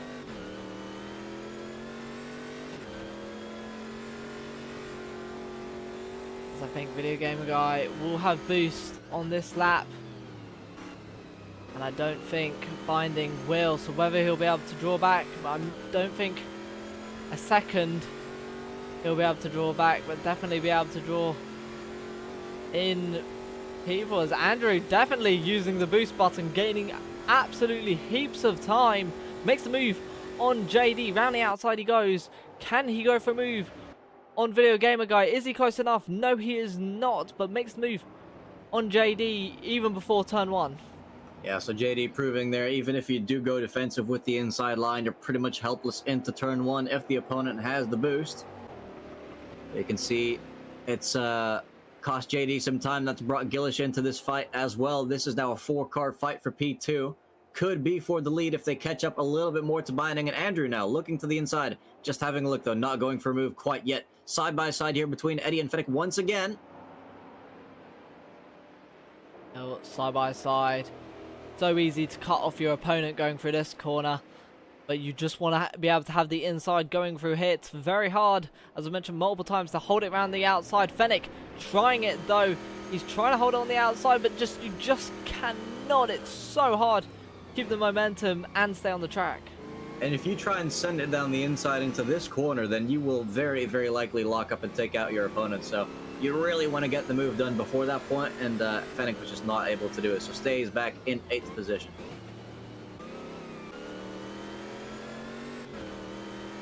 This is the Video Gamer Guy train for P2. If any one of these guys has boost, this is going to turn into the fight for P1 now. That gap between the top two, less than 4/10 now. Well, Binding's back, and this is the battle for first place. It is Binding just holding ahead. Video Gamer Guy could be looking for a move. Is incredibly close. Binding forcing Video Gamer Guy to go the long way around as they go side by side. He's going to be stuck on the outside, binding with the inside, braking later than Video Gamer Guy. Are we going to see a switchback? I think Binding absolutely nailing his braking point there. Yeah, very surprised that he held on to that, but the gap is now smaller than it's been for quite some time, as Gillish now with a surprise pit stop on lap 9. Not exactly sure what he's cooking up, as I don't think the drivers need to pit this race. Now Binding holding that inside line once again, definitely taking defensive driving lessons from his teammate. Manages to hold on for another day. We're halfway through this race now, 50% down, 50% to go. Can he hold on for another half and take his first win of the season?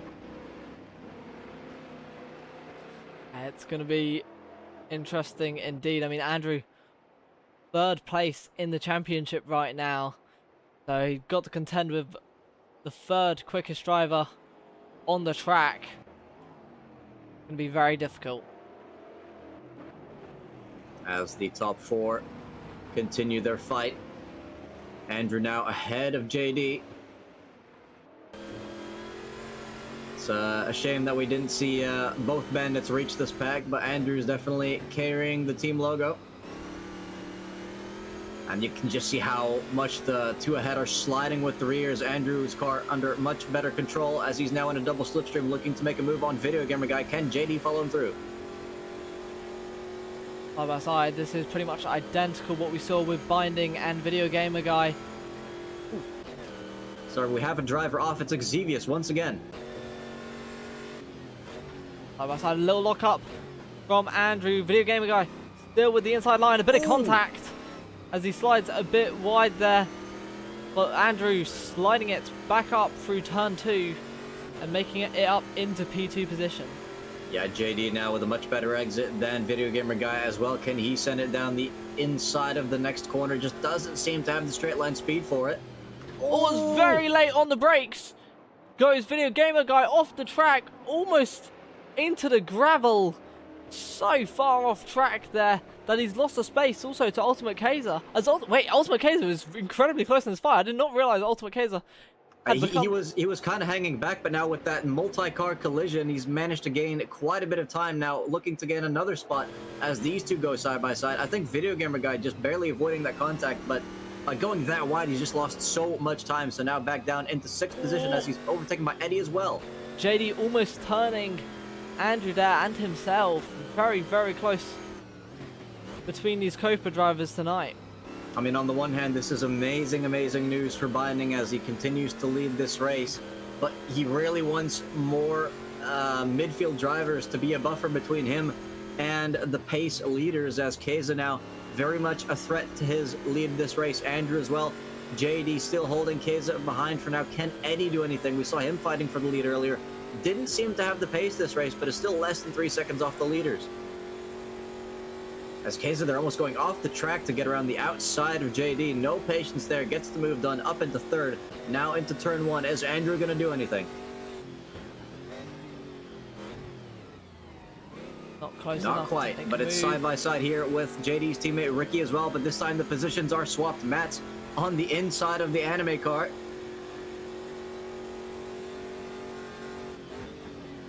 Both braking equally. Oh, there's a very big slide and a very nice catch there by by Ricky. And here Andrew going around the outside of Binding is able to make that stick. He's managed to keep his car going. Tremendous aero balance from that car. Definitely got a good setup. Has the inside for the next one as well. That could be the lead for Andrew. And inside, Binding trying to hold it, but it's just absolutely impossible to make a move around the outside there. That's a little lock up. I mean, that is not a corner where Binding, I think, expected to get overtaken, but he's trying to come back at Andrew now, still, though, on the outside for the next corner. It's going to be a tough ask. He's going to want to make sure that Keza doesn't slide in through.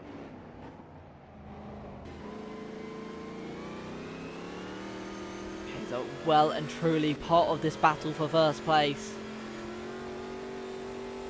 Andrew opting not to cook the engine this time around.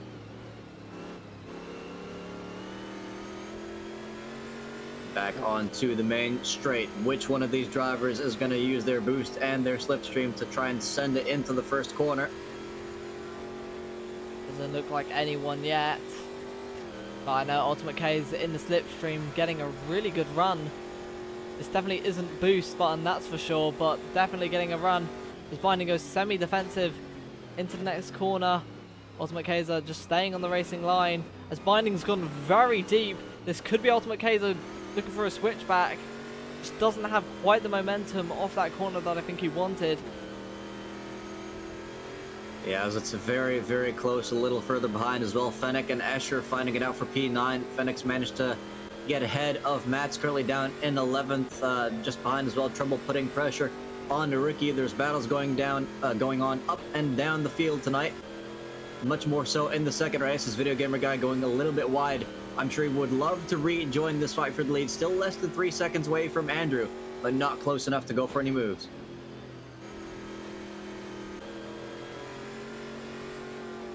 As Binding once again under threat, this time from Keza. He's holding on for dear life. Can he manage to snag a podium tonight? The whole top 10 within 10 seconds of each other. So it's still very close. One big crash, and that could be a loss of multiple positions. Yeah, I mean, hats off to Escher as well, because it's not necessarily been his strongest season, but to be still within 10 seconds of the leaders on lap 12 of an 18-lap race around here is absolutely nothing to scoff at. Good points on offer for him tonight. Currently has Mats behind him. Oh, these three drivers absolutely bumper to bumper as Ultimate Kaiser pressing down his boost button. Oh, Eddie almost forced off. That could have been such a bad crash there.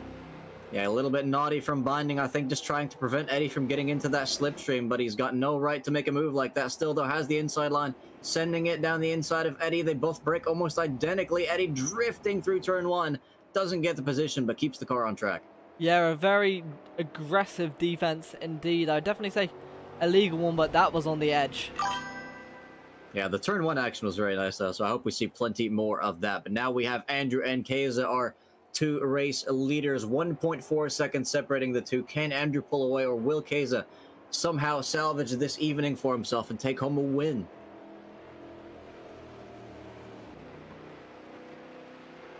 Further back as well, Trouble still looking at the back end of Ricky's anime car. Kodiak having some fun with Exevius as well. I think Exevius has managed to re-overtake him after his earlier excursion into the off-road. And you can see Video Gamer Guy has now well and truly rejoined this whole pack.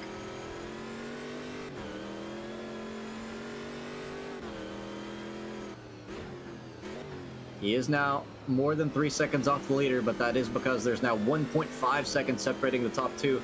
The rest still very, very much in contention for some overtakes. And keep in mind as well, if any one of these guys spins, if you spin and it's a good spin, you'll lose maybe 6 to 8 seconds. That is the difference between P1 and P8 in this race. Absolutely, it's just been such an incredibly close race, especially with the boost button. You just don't know who's going to be in front, who's going to get the run. It's all to play for. Yeah, I think Binding's definitely dreading this fight, though, because he still has a lot of fast people right behind him. And he's sort of staying with the top two, but I don't quite think he's catching them, as it's, yeah, side by side again. This is JD versus Eddie. JD making that move look easy, as I think Eddie taking quite a diagonal line going into that corner. Yeah, it's just so easy to overshoot the first corner. It's a bit of a wider one than you'd typically expect, but we'll stop talking about that now as there's more action going on here. And oh, Eddie again, yeah, coming back at JD. Not quite able to get it done. What's happened back here? The fight's still ongoing. Arid versus Fennec. Fennec up to P8. Still, it's just incredibly close. So many positions to still be made in these last 4 or 5 laps of the race. One mistake and it will drop you, as you said earlier. Yeah, so a lot of potential people to be cursed out there, but we've been quite good boys, I'd say. We've only dropped, I think, 1 curse so far tonight. And for those just joining us, we do mean commentator's curse and not foul language. See JD taking a very different line from Eddie. He doesn't want to get T-boned in that slow corner. Andrew is able to maintain this gap. It's been 1.4 seconds, I think, for multiple laps now as they start to approach lap traffic.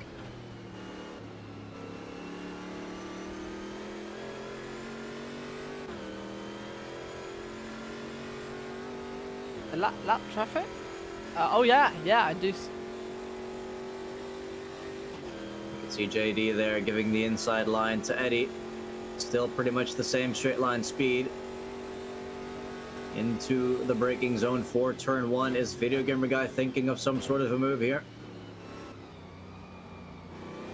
This time is JD going too deep, and he's made contact with Eddie. Oh, more contact. Video Gamer Guy hitting the side of JD. That's going to slow him down. That could, in fact, even be damage for both JD and Video Gamer Guy. But Video Gamer Guy into P6 on the defense against Warlord, who now has the inside line. Can he hold it around the outside? We've seen him go wide before, but he's going to drop back down to P6 after that contact.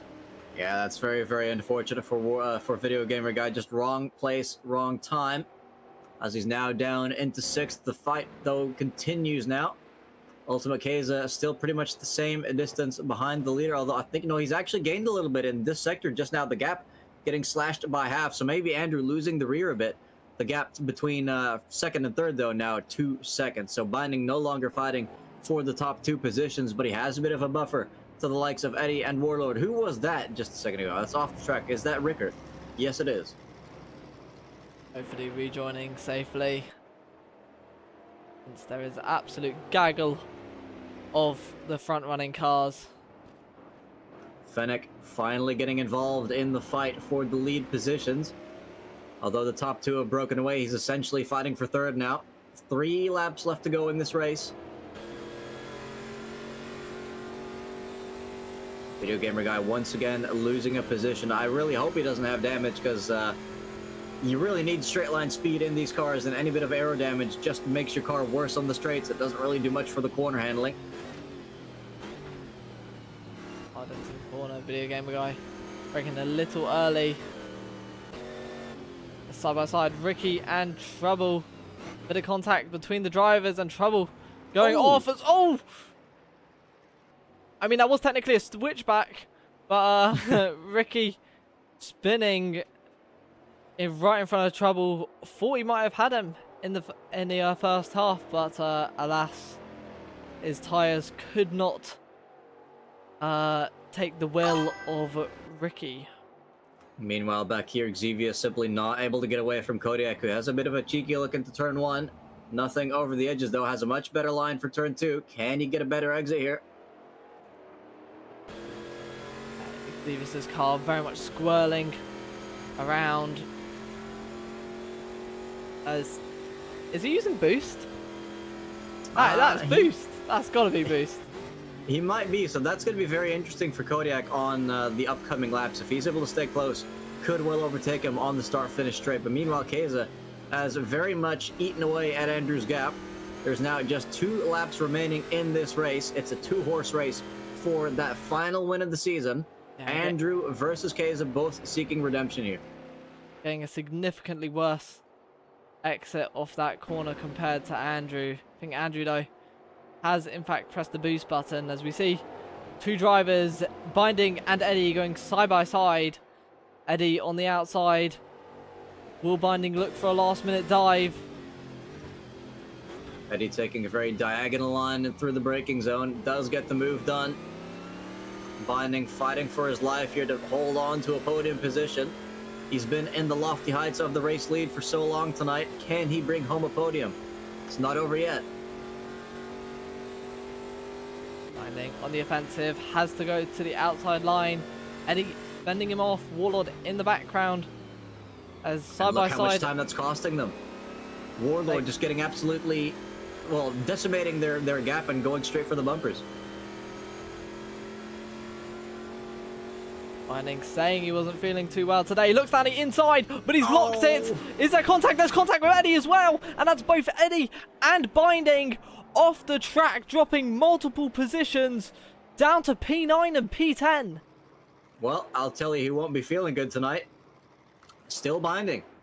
I'm writing that one down as a curse, as he's even lost his wing with just 2 laps left to go. A devastating end to his evening. As I think, unfortunately, we both bear responsibility for that, because I kept on asking if he could get home a podium. Very, very unfortunate, though. The fight for the win continues. Keza dropping back a little bit from Andrew. Could still just be a boost offset. Warlord, now your new 3rd place driver, with Fennec fighting for it. Finished P2 in race 1. Could he bring home P3 in race 2?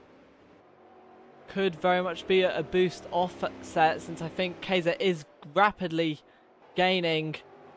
But I don't know if he's gained enough time. He's 3 tenths now behind Andrew. Almost looks for the dive. A very half-hearted move, letting Andrew know that he is in the mirrors. He is here to attack.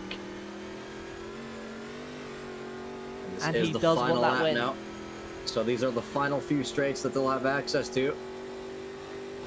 Keza not close enough to send it down here. His hope will be for an Andrew mistake in the 2nd sector, or some sort of Hail Mary onto the finish line, as we saw Xevious manage in race 1.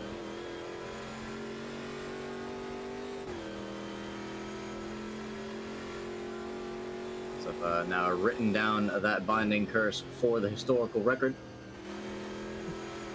Still pressure on Warlord by Fennec as well through Sector 2. Still side by side now. Mats versus Arid. This is for 6th position. Right around the outside. We haven't seen anyone pull it off before, but this is Mats. And Mats absolutely sliding the car. Still on the outside. Can he get it done? He's now got the inside to the next corner. Arid's left him just enough room. They're side by side. Still side by side. Arid's going to have the inside to the next right-hand corner. As can Mats keep it around the outside? I don't know if he has. Arid just defending him. What absolutely amazing side-by-side battling there. Meanwhile, his teammate now on the final stretch. It looks like Andrew's pulling away from him. I think this race is for the Bandit. And yeah, I mean, he's using his boost on the final lap. No doubt about that. Andrew taking it home with a dominant victory. Keza home in 2nd place. Warlord has managed to best Fennec, who's now getting overtaken by Video Gamer Guy on the line. I think he might have run out of fuel potentially. Oh, what a dramatic end to his race. And Arid absolutely heroically holds on to P6. Mats almost pulling off the overtake of the century around this track. JD bringing it home in P8. Undoubtedly would have hoped for more. Eddie able to defend from trouble for 9th place. Escher also fighting Ricky across the line. These fights, they started at the start of the race and they continued to the very end. Binding opting not to pit, coming home in 13th with no wing. There's one thing I've learned after this season. That Kodiak can overtake Xevious. He's back up into 15th. But do either of them have the boost button? If Xevious has it right here, he could bring it back. Oh, he's definitely gaining on him. He is gaining. He is gaining. I think it's going to be a run to the line. Oh, don't give him Cross the line. Who are we going to get it? Oh, too close to call. And scrolling down. Kodiak it's King Kodiak just staying ahead. By 16 milliseconds. Absolutely amazing racing. Race 2 definitely bringing us the action that we missed in race 1. Not saying there wasn't any, but that was definitely a great way to end the season. Xevious tried to go for I mean, he got a photo finish in both races tonight, trying to just cruelly steal that position on the line 2 races in a row. Absolutely ruthless, man. But how many commentators' curses are we ending the season on? Well, you can add 2 to the tally for tonight. As we've unfortunately cursed Kodiak and Binding. If you've not updated it today, then you just have to add 2. I can't remember if I updated it last race, but well, I mean, we can give or take an extra curse. Exactly. Yeah. So 16 is the commentator curses for the season. Not the most, but definitely not the least. We've wait, did you add that last one? The second one. You said we already had 16 after race 1, right? No, 14. We had. Oh, okay. Since the last race. Yeah, fair enough. It's not been our strongest season, but still plenty of curses to go around. as I think it's about time that we look into the post-season interviews now. Exactly. We've got Andrew in there. He won race 2. I think it's only appropriate that we bring him in and ask how his battles went. Andrew, what an evening tonight. In the first race, I think you become the first person in MSR history to replace their entire failed engine during a league race. And then in the second race, you were in the vortex for about half of it, and then just ran away with the lead. Caves was not able to get past you. Yeah, there's 2 good statements there. You got any questions? Well, tell us a bit about how on earth you managed to kill your engine in race 1 and roll into your pit box. Well, the considering it was like monsoon conditions, you would have thought that 50% on the radiator would have been more than enough cooling, but apparently not. Ooh. No, this is AMS2 we're talking about. Yeah, I'm fairly sure I used 50% at a track where it wasn't raining, but anyway. So, yeah, I came up with the oil leak message. Oh, God, it's over. But luckily, it happened to explode just before the pit entry, so I rolled in there at full speed, completely blew past the slowdown section, managed to roll into my pit box and get I think it was I put a screenshot in as a 7.5 minute engine swap, which is pretty impressive. I mean, honestly, it is. Even if it put you multiple laps down, it kept you in the race. Now, we did see you in race 1. You ended up catching a group of cars that was fighting. At first, it was 2. Then it was 3. You overtook one of them at some point, but then you seemed to back off a little bit. Were you just letting them have their fight? No, it's because I couldn't use the boost button because that would overheat the engine. That's how really? Oh, wow. That's when it exploded first time. I used it out of the final corner and it just went from like 0 to 100 within 2 seconds. So I wasn't pressing the button. That's why they blasted past me on the straight.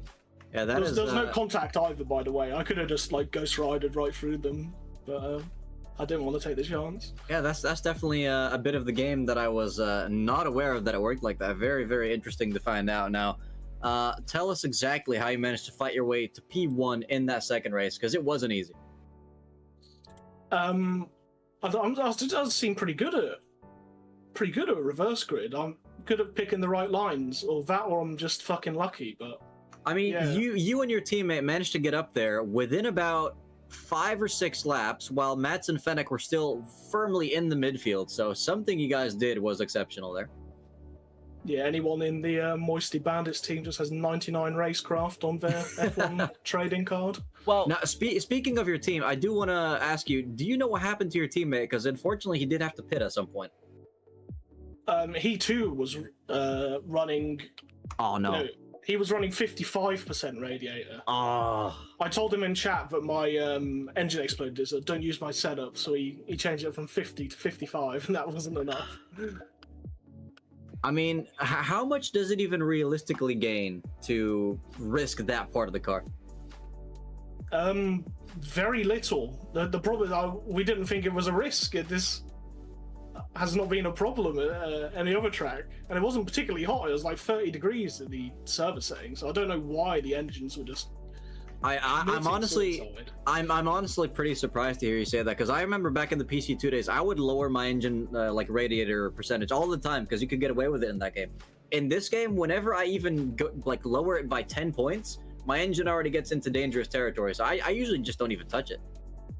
Yeah, 25 degrees, by the way, was the temperature. Well, definitely not his engine temperature. Yeah, something fucky was going on. I mean, it's AMS2. What can you expect? It's not exactly the best sim on the market. Let's be honest. Ooh, roasting the game after. Can I roast it a bit more as well? Sure. What do you think the wing setting was for qualifying? 0.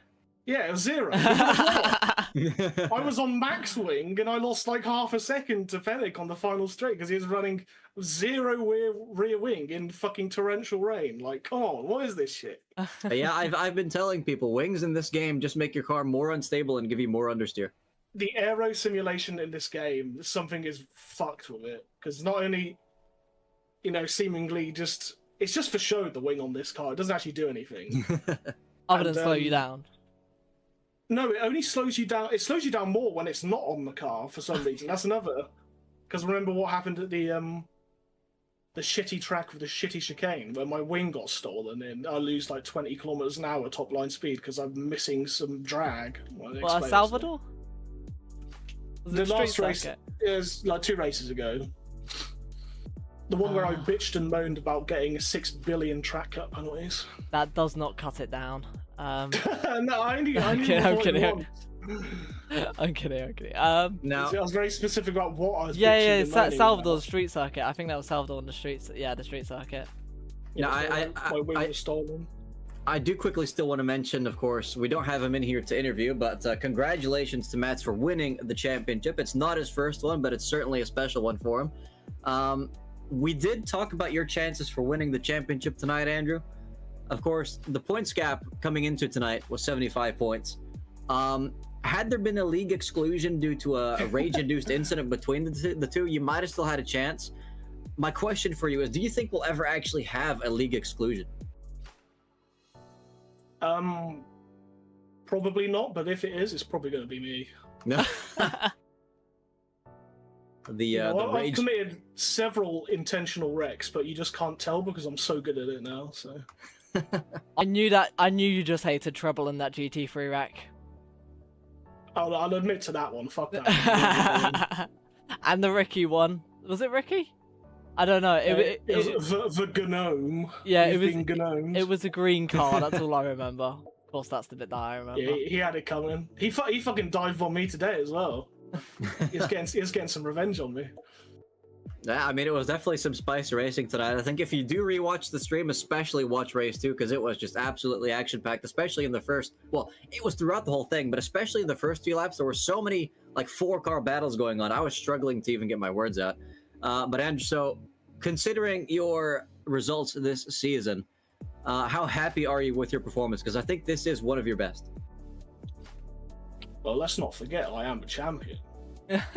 A mini league champion. Champion's a champion, man.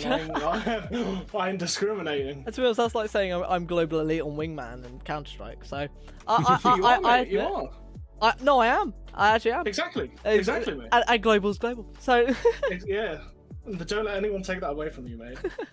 You know what? I back your point now. You've convinced me. You've convinced me. I will forever acknowledge you as an MSR champion now. Yeah, and don't forget I was brutally robbed in the LMDHs by what was his name? Eddie getting his henchman Exevius to shunt me out of the way for him, never forget.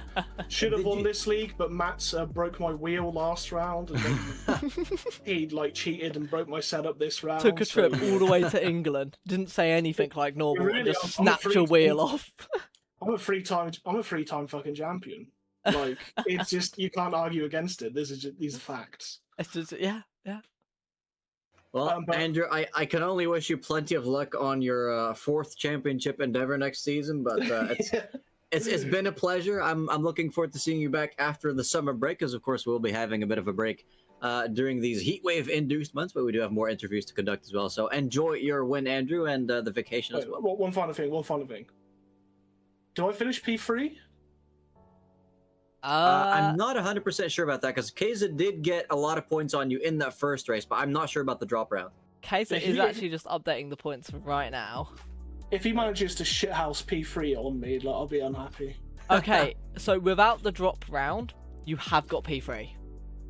I'm gonna be fucked then, because my drop round is like 2 points. Ooh. Well, If there are any Keza fans in the chat that know how many points he would lose in the drop round, please do let us know. talking to you, I think it's Mel is Kaiser's biggest fan.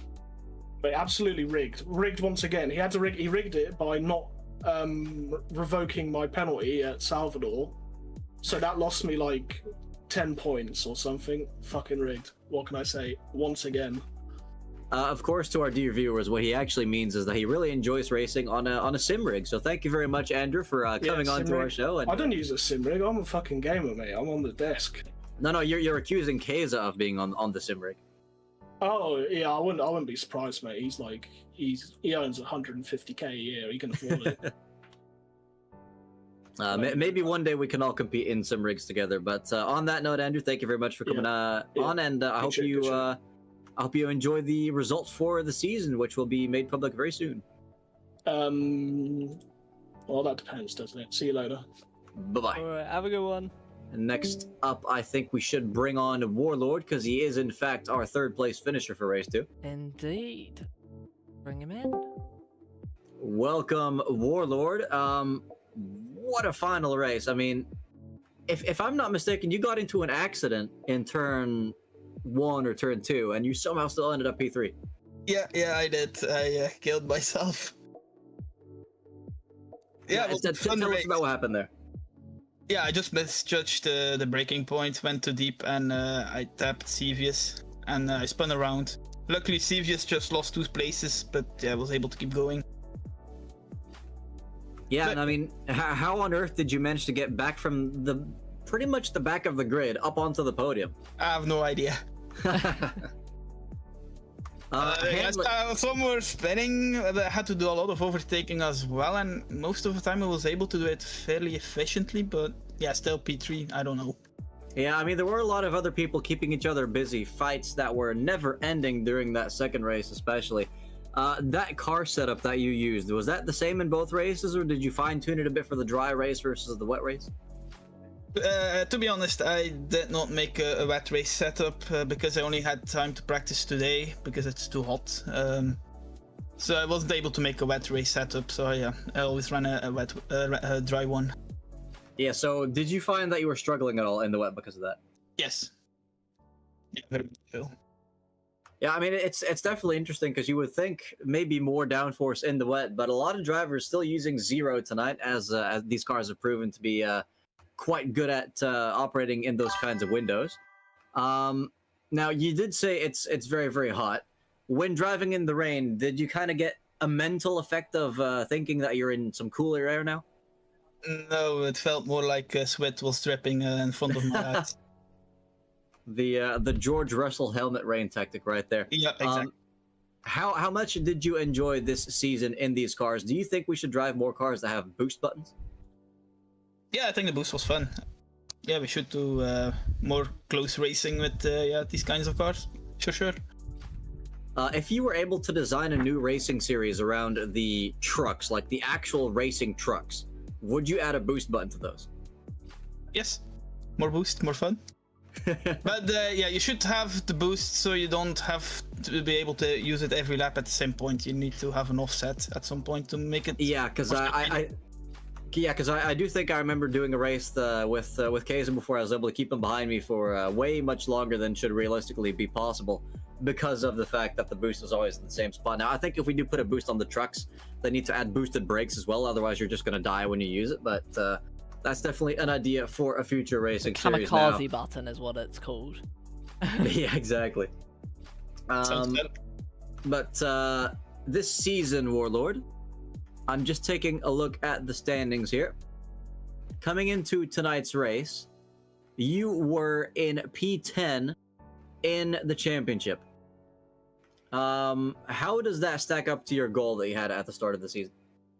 Thought I would be higher, but then again, I didn't think I would miss 2 races that I had pretty much no control over.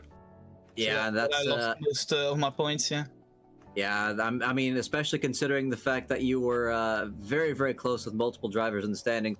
That kind of attendance record is what can make or break a season. I've actually lost championships to that myself as well, so it's a painful one, but hopefully you are able to be there for all of the rounds next time, of course, after the break, because I do think we're going to have a bit of a sim racing hiatus over the summer. But once we do get underway again, what car would you like to see in the vote? Oh, that's a good question. I like one of those Brazilian prototypes are always fun. Maybe one of those. I like the P1s or P2s. Yeah. Yeah, I can definitely see some good racing being done with those. Have you tried the new F1 cars yet? No, I didn't have time. I had to reinstall everything on my computer after my hard drive crashed. Oh, so I just got pretty much everything running like 2 days ago. Yeah, I'm glad you were able to do that on time because this is a big game with a very large file size, so definitely not something you can just do in 1 hour. But yeah, I definitely recommend trying that. Itself is fine. The biggest problem was I lost all my setups. Oh yeah, that is. I know how painful that is because when my previous computer's motherboard decided to kill itself 2 weeks after the warranty ran out, I also lost all my setups. So that is no bueno. But thank you very much for coming on, Warlord. I wish you an even better result next season. I think you've absolutely got the pace for it. So keep up the good work. Yeah, thank you for having me. Have a good night. Have Have a good one. Next up, we still have Cuckoo, Kodiak, and Video Gamer Guy to interview. Also, thank you, Escher, for watching the stream. It's been a pleasure having you as well. Should we bring in Video Gamer Guy? He was quite involved tonight. Yeah, I might as well bring him in with his teammate as well, I think. Welcome, gentlemen. Hello. Yeah, it's been another eventful evening. I think even more action than we had anticipated. Video Gamer Guy, I want to start with you. How on earth did you manage to fight so many people and not die? I was bouncing off everybody, left, right, and centre. I picked up a bit of damage on the front. I think I ended with like 4% on the front splitter, but... Was that in turn 2? Because I think we caught that. It might have been. It might have been later on, to be quite honest. There were a few surprising moments of cars stopped in front of me and stuff like that, put it that way. We definitely caught that, so you'll be able to review that one on stream later. But you ended up finishing just off of the podium. How close were you to making that? I think if me and Binding had worked together instead of enjoying our first and second place battle, we probably could have pulled out a little bit of a lead. But then obviously Kaiser and all the others Andrew are all bloody quick drivers. So yeah, I mean, you guys whether we could have held them off. You guys did hold them off for a much longer time than I think we're pretty much used to. So this track proving to be very good for racing. It wasn't an instant overtake either, despite how easy it is to overtake with the boost around here. You guys did absolutely put up a fight, which was wonderful to watch. If you do want to rewatch the stream, especially check out race 2. Kodiak, I have a question for you as well. It's been a very strong season from you, but tonight you seem to just be struggling in these conditions. What was happening out there? Interlagos is a bogey track for me. It always has been. I said, did I not in this very interview room after race 1 that it was going to be downhill from here? I warned you, and that was why, because Brasilia is one of my favorite tracks, and Interlagos is one of my worst tracks, and I just knew where things were going to go. I didn't anticipate my PC trying to catch fire and therefore disconnect me a couple of times earlier in the season, but yeah, Interlagos has always been a difficult track for me. Race 2 went a bit better until my tires wanted to catch fire, and after that I was just a spinning top, although me and Xevious had a great dance. Yeah, and we actually caught that photo finish. That was absolutely amazing. Xevious actually getting a photo finish in both races tonight, so you have that to look forward to. Absolutely diabolical finishes from that man. But what is it about this track that you're struggling with? Because you can definitely take a lot of different lines around here. Truth be told, I don't really know. It's just one of those tracks I've never done well at in sim racing. I love watching racing at Interlagos, always have done, but I've never been good at it. No matter what I'm racing, Interlagos just is not a good track for me. So yeah, it's a shame for me to finish out the season on a low note, on a soggy note, so to speak. I tell you what, yeah, for someone that's not a seasoned racer such as me, MSR is most certainly a great place to come. To say I was outgunned is somewhat of an understatement, but there was still racing to be found, and it's just such a wonderful community to be part of. It's been great fun beginning to end. And that's what we absolutely love to hear, music to all of our sim racing ears. And I will say as well, it may have been a bit of a soggy note, but we did catch the fact that you were fighting with Xevious. He overtook you. You got back in front of him and then kept it going until the line. How much of a back and forth was there going on there? Yeah, it was. That was a lot of fun. A lot of race 2 was quite lonely for me, but then Xavier started having. I think he was having the same difficulty as me, judging by he would get ahead of me and look like he had pace, and then he'd be facing the wrong way. So I think he had overheating tires as well. Kaku was having some trouble with Gillish at one point, so because I could see Kaku was bearing down on us quickly. But yeah, it was a case of Xevious would get past me, I get past Xevious, and it was just a great fight. But right at the end, it was like, no, don't do it! I've worked this hard. Don't deny me. It must have been like pixels width difference. Yeah, you clinched that by 16 milliseconds. Oh wow! Yeah, I knew it was close, but yeah, that is a little bit closer than I'd like. But no, Xevious just was brilliant to race against. Both of us, either he was wounded or his tires were dead. Either way, it was a lot of fun. That really enjoyed that. Now, another thing I'd like to emphasize that has been clinched tonight, as we have the final standings now out pending stewards reviews, but we usually don't get too many after the final race. Matt confirmed has won the championship, so hats off to him once again. Fennec in second place, of course. Andrew holds on to third place, still ahead of Keza, does not lose it from the drop round. Video Gamer Guy, you ended up losing one position. You finished the season in P6, but it is your rookie season. I mean, how do you feel about that? 171 points. I thought I would have been the lower quarter. So P6. Kind of a little bit disappointed given how some of the racing went from my point of view. That I could have possibly held on to P5, but I mean, for the first season here, I can't complain at all. As I keep saying every time you interview me, they're really quick drivers. Yeah, but I mean, if you're able to score that many points against proven champions, I mean, you're only 6 points behind Eddie. Not that many more behind Keza, who's won by far the most titles in the league. I think you definitely have earned your spot here, and I hope to see you racing plenty more seasons with us, of course, provided that you still enjoy the cars, because it is a different car every season. But your teammate as well, King Kodiak, you ended up finishing this season with a total of 96 points, tied with the one and only Gnome. And yeah, I mean, that's definitely nothing to scoff at either. You have beaten Arid, Exus Captain, and some other drivers as well. Exus, one of our long-term veterans, so I think you've definitely accomplished something here. You are far too kind. But yeah, the handiwork, all the hard work was done by VGG. All the setup work was done by him. I'm actually really pleased that we did actually get 5th in the team's championship. I had a very small part to play in that. But no, it's been a lot of fun, and ultimately that it's where I knew I wasn't going to be challenging the top spots. But yeah, the biggest joy to be gained is the people you race against. And like I say, it's been a lot of fun racing against these guys.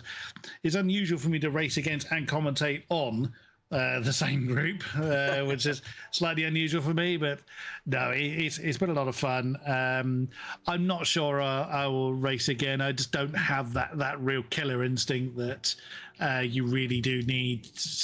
I'll give up the space too easily and things like that, and I know I do.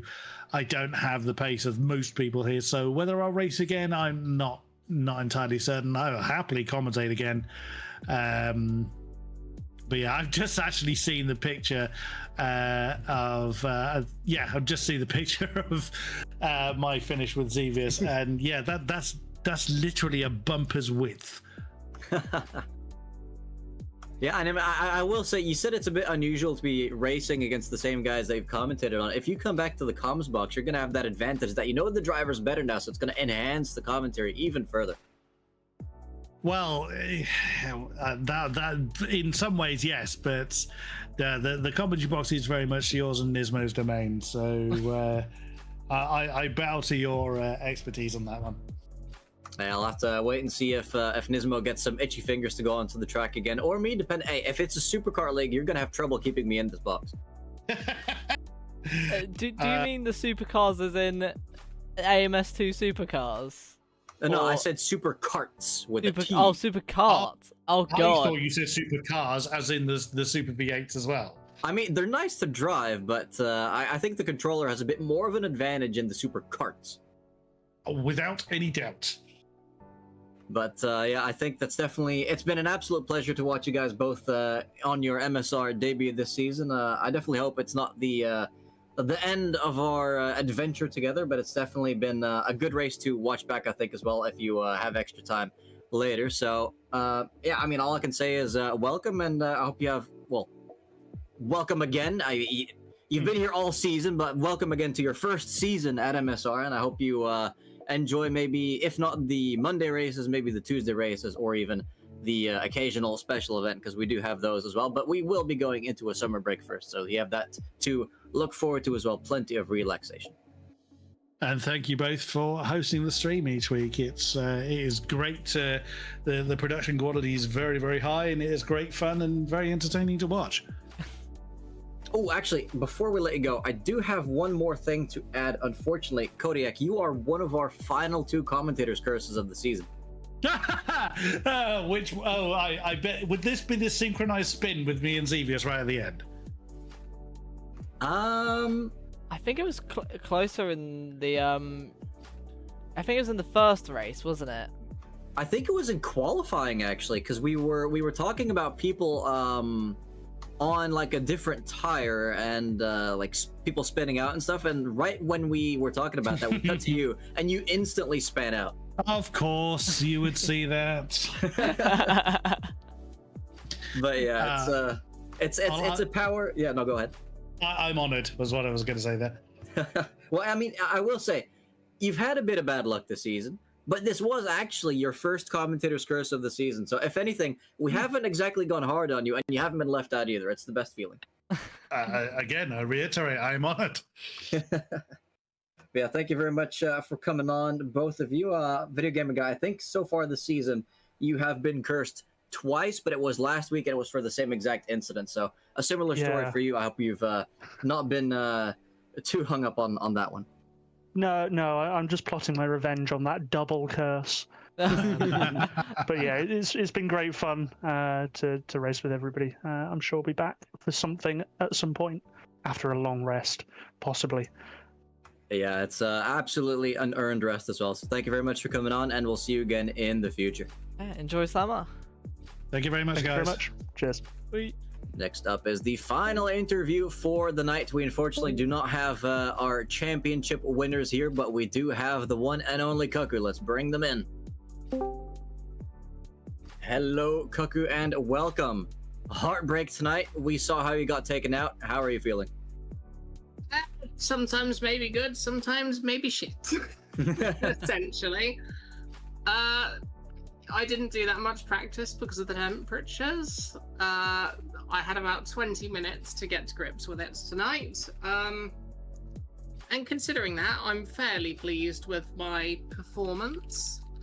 I definitely did better in the wet than the dry, which I was expecting, because I normally run quite well in the wet. I think I went from like being ahead of only 2 cars at the start to finishing in the battle for P5 in that first race. So that was really good. And then, yeah, Ricky sends a lunge from downtown in race 2, and I get to go to the back and then have an accident with Kodiak, and there's damage, and I have to fix it, and then, yeah, managed to eventually catch up and pass him and Xevious, though, and I benefited from Gillis's engine blowing up, but not much else to say for that one. Yeah, we did catch you racing your teammate as well. I think it was in race 1. When you're doing that, are you giving each other a little bit more extra space, or do you treat each other as any other opponent? I think we fought quite hard, to be honest. I don't think we gave each other special treatment. Now, we did see Binding do the defense of his life as well, was unfortunately not able to hang on to it for the entirety of the race, but I think if you rewatch race 2, you're going to be very proud of that first half from your teammate. We were on comms as well, Ah. and he was doing such a good job holding it, and then just it went wrong, and he ended up tapped out of the game and backwards into the wall. Oh. And lost the rear wing, and oh my god, it's gutting. It's just gutting to hear. But yeah, it's he was definitely still very much in the fight for a podium as well. Held on to the lead for I think much longer than anyone expected. So he's definitely shown the potential to be He was a dark horse in the reverse grid races. Yeah, he was doing really well. It's just I really feel for him because I've lost races in similar ways as well. It's just Now, so painful to lose it like that. another thing that some people might find painful is the constant reminder about beans. And you did actually send me something bean related the other day. I did. I saw it and I thought, I know who would appreciate this. I know who needs to see this. So I thought I would send it over to you. You're welcome. Hold on, Nismo. I have to send it over to you now as well. I can't be hogging all the beans. Is this on Discord? Yes, I'll send you the picture. I hope you appreciate it, because I was mining the mines long and hard to find this meme.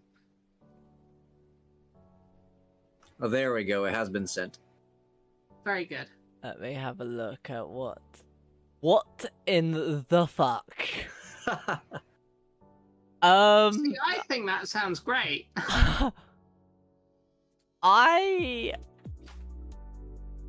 Does it taste of the bean or the bean sauce? Hold on, let me see if I can get this image up on. Why not like the whole package? This is what I've been sent for all those who are watching. I need to buy you this for your birthday, Martin. We are cultured people here at MSR. This is the only fun we get. Vaped beans. For true connoisseurs only. Puts the edge off. Yeah, just takes the edge off before the race, you know? Now, I will still say about the championship, I'm just looking at the final results here. You ended up with 99 points, your teammate with 113. Did you expect Binding to perform so well on his grand return?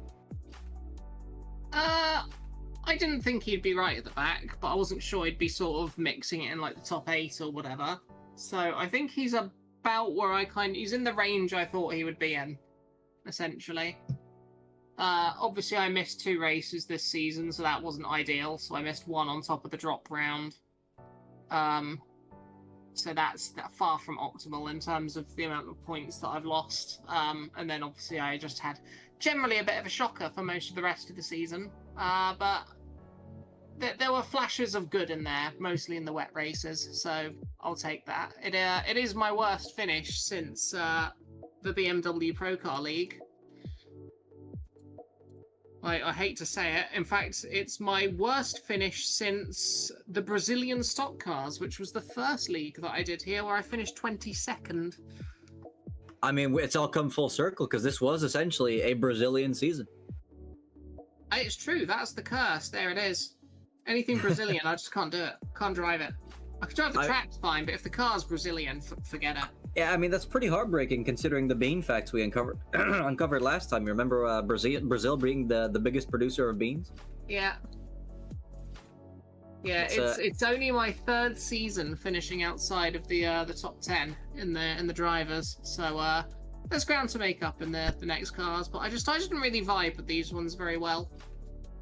Yeah, it's definitely I couldn't really get the pace out of them in the dry. I was fine in the wet, but the dry, it was just not there for me. Definitely hoping for more moistiness next season. Now, we have talked to some people about which cars they would like to see. I'm not sure. Have you seen the Weenie 500 a couple of weeks ago?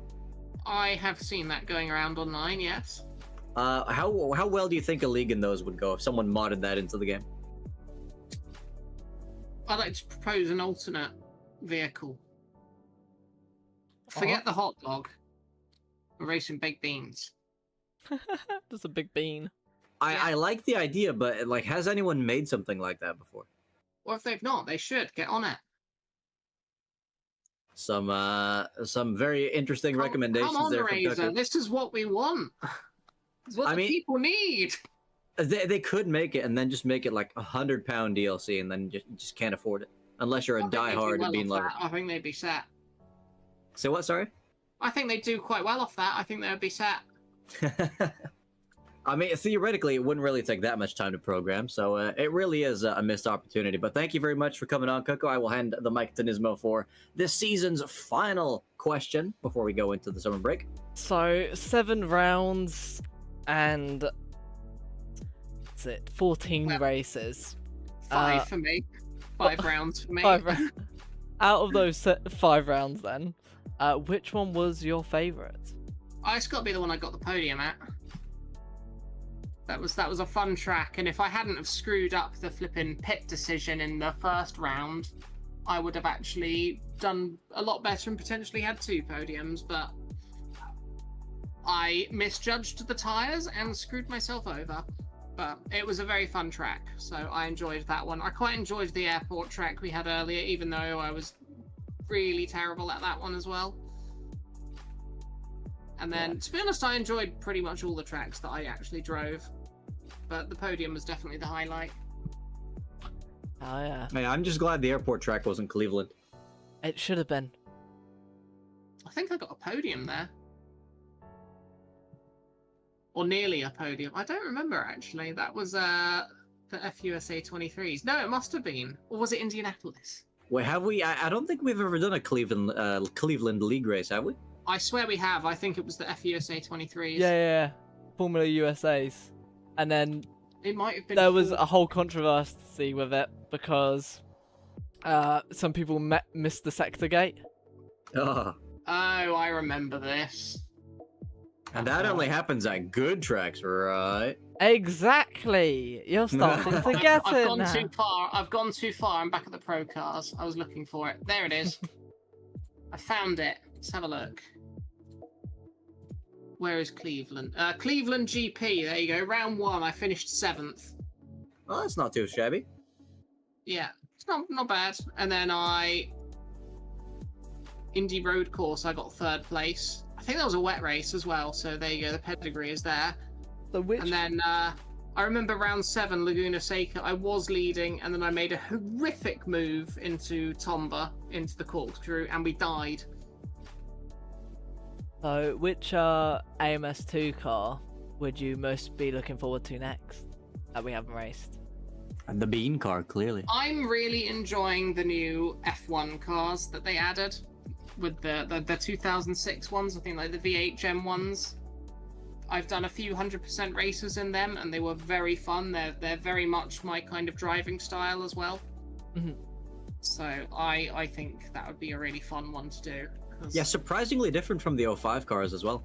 yeah, they're a bit slidey, and you have to kind of wrestle with them a bit, which I quite like in a car on this game. So Now, I did say I would hand the mic over to Nismo for the final question of the season. I may have lied. I have to add another one to that because I've the just... final question. Yes, exactly, because I've just received word here that Andrew posted in the league chat a screenshot of him overtaking Binding, adding him, and then saying, "Unlucky, mate." How does that make you Yes, feel? I did see that.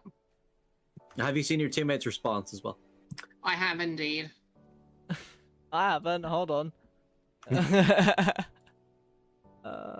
Can't give Nismo any spoilers here. It's suspense. Oh. I mean, it's a valid comeback, I won't lie. Well, I think on that note, we Yeah. can... Yeah? It's understandable annoyance from Binding, I think. After things went awry like that. No, yeah, I definitely Have think it this... teased and then ripped away. Yeah, I think that one's a bit tongue-in-cheek, though, because I don't think Andrew's the one that took him out. But yeah, it's definitely been an entertaining evening, a rough evening, but I think either way, a memorable one, and I hope that we'll see more racing like that, not like Binding getting taken out, but more racing like all the rest of the racing in the upcoming seasons, because we're definitely not done racing in this league. Thank you very much for coming on, Kuku, and we'll see you for the next one. Yep, looking forward to the vote for the next cars. Hopefully it won't be quite as warm for the next one. It's going to be 38 degrees where I am tomorrow, so I'm going to melt. Oh, fun. I Try am and still cover up damp that from window. I am still damp from my cold shower that I had fully clothed before the second race. I had one before qualifying, and then I had one after the first race. And depending on how things go, I might go and have another one. Wow, so some people are really utilizing that between race break there. Yeah, well, yeah. I wasn't the only one. I think Escher went for a cold shower as well. Oh, well, he actually did quite well in the second race, so it maybe it has some merit to it. There you go. That's our secret. All right, we'll see you. Well, we won't see you showering, but we'll definitely see you out on track again in future leagues. So thank you very much. I'd hope you're not seeing me showering. That'd be weird. No, I would certainly hope not as well, because I don't want to get arrested and see anything I shouldn't. But yeah, thank you very much for coming on, and we'll see you again for the next one. Yeah, hopefully happier results next league. I will see you then. Have a good one. See you then. You too. Ta-ta. Now, one final shout out as well to Galax Star Fox in the stream chat. It's been great seeing you passionately supporting your favorite team this season. It's definitely made them smile as well. Yeah, but that does conclude the Copa Montana Championship here at MSR, and an absolute fabulous one it's been. What a way for me as well to return back into the commentary booth, filled with all this action. And one thing's for sure is I will be here next season, and hopefully it will be just as good. But until next time, guys, it's been great commentating as always, and we'll see you next season for whatever the next championship is. Good night, everyone.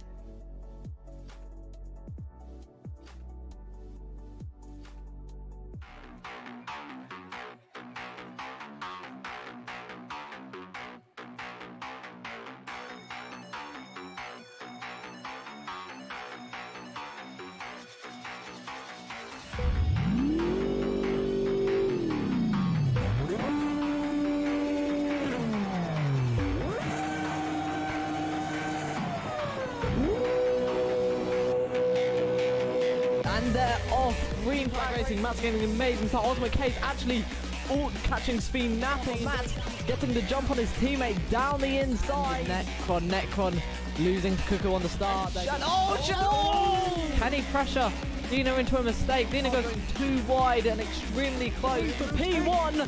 And is this going to be Jedlin going down the inside? Oh, there's a bit of contact. Oh, that's a spin. And that's another safety car. Oh my god, this carnage. Jedlin and Kaze are both in the pits. Fennec, Exus, and Dean are all coming in as well. It'll be very tight if he still wants to make it to the back of this pack, but in the meantime, we do have everyone out of the pit, so we're probably going to get going on this next lap.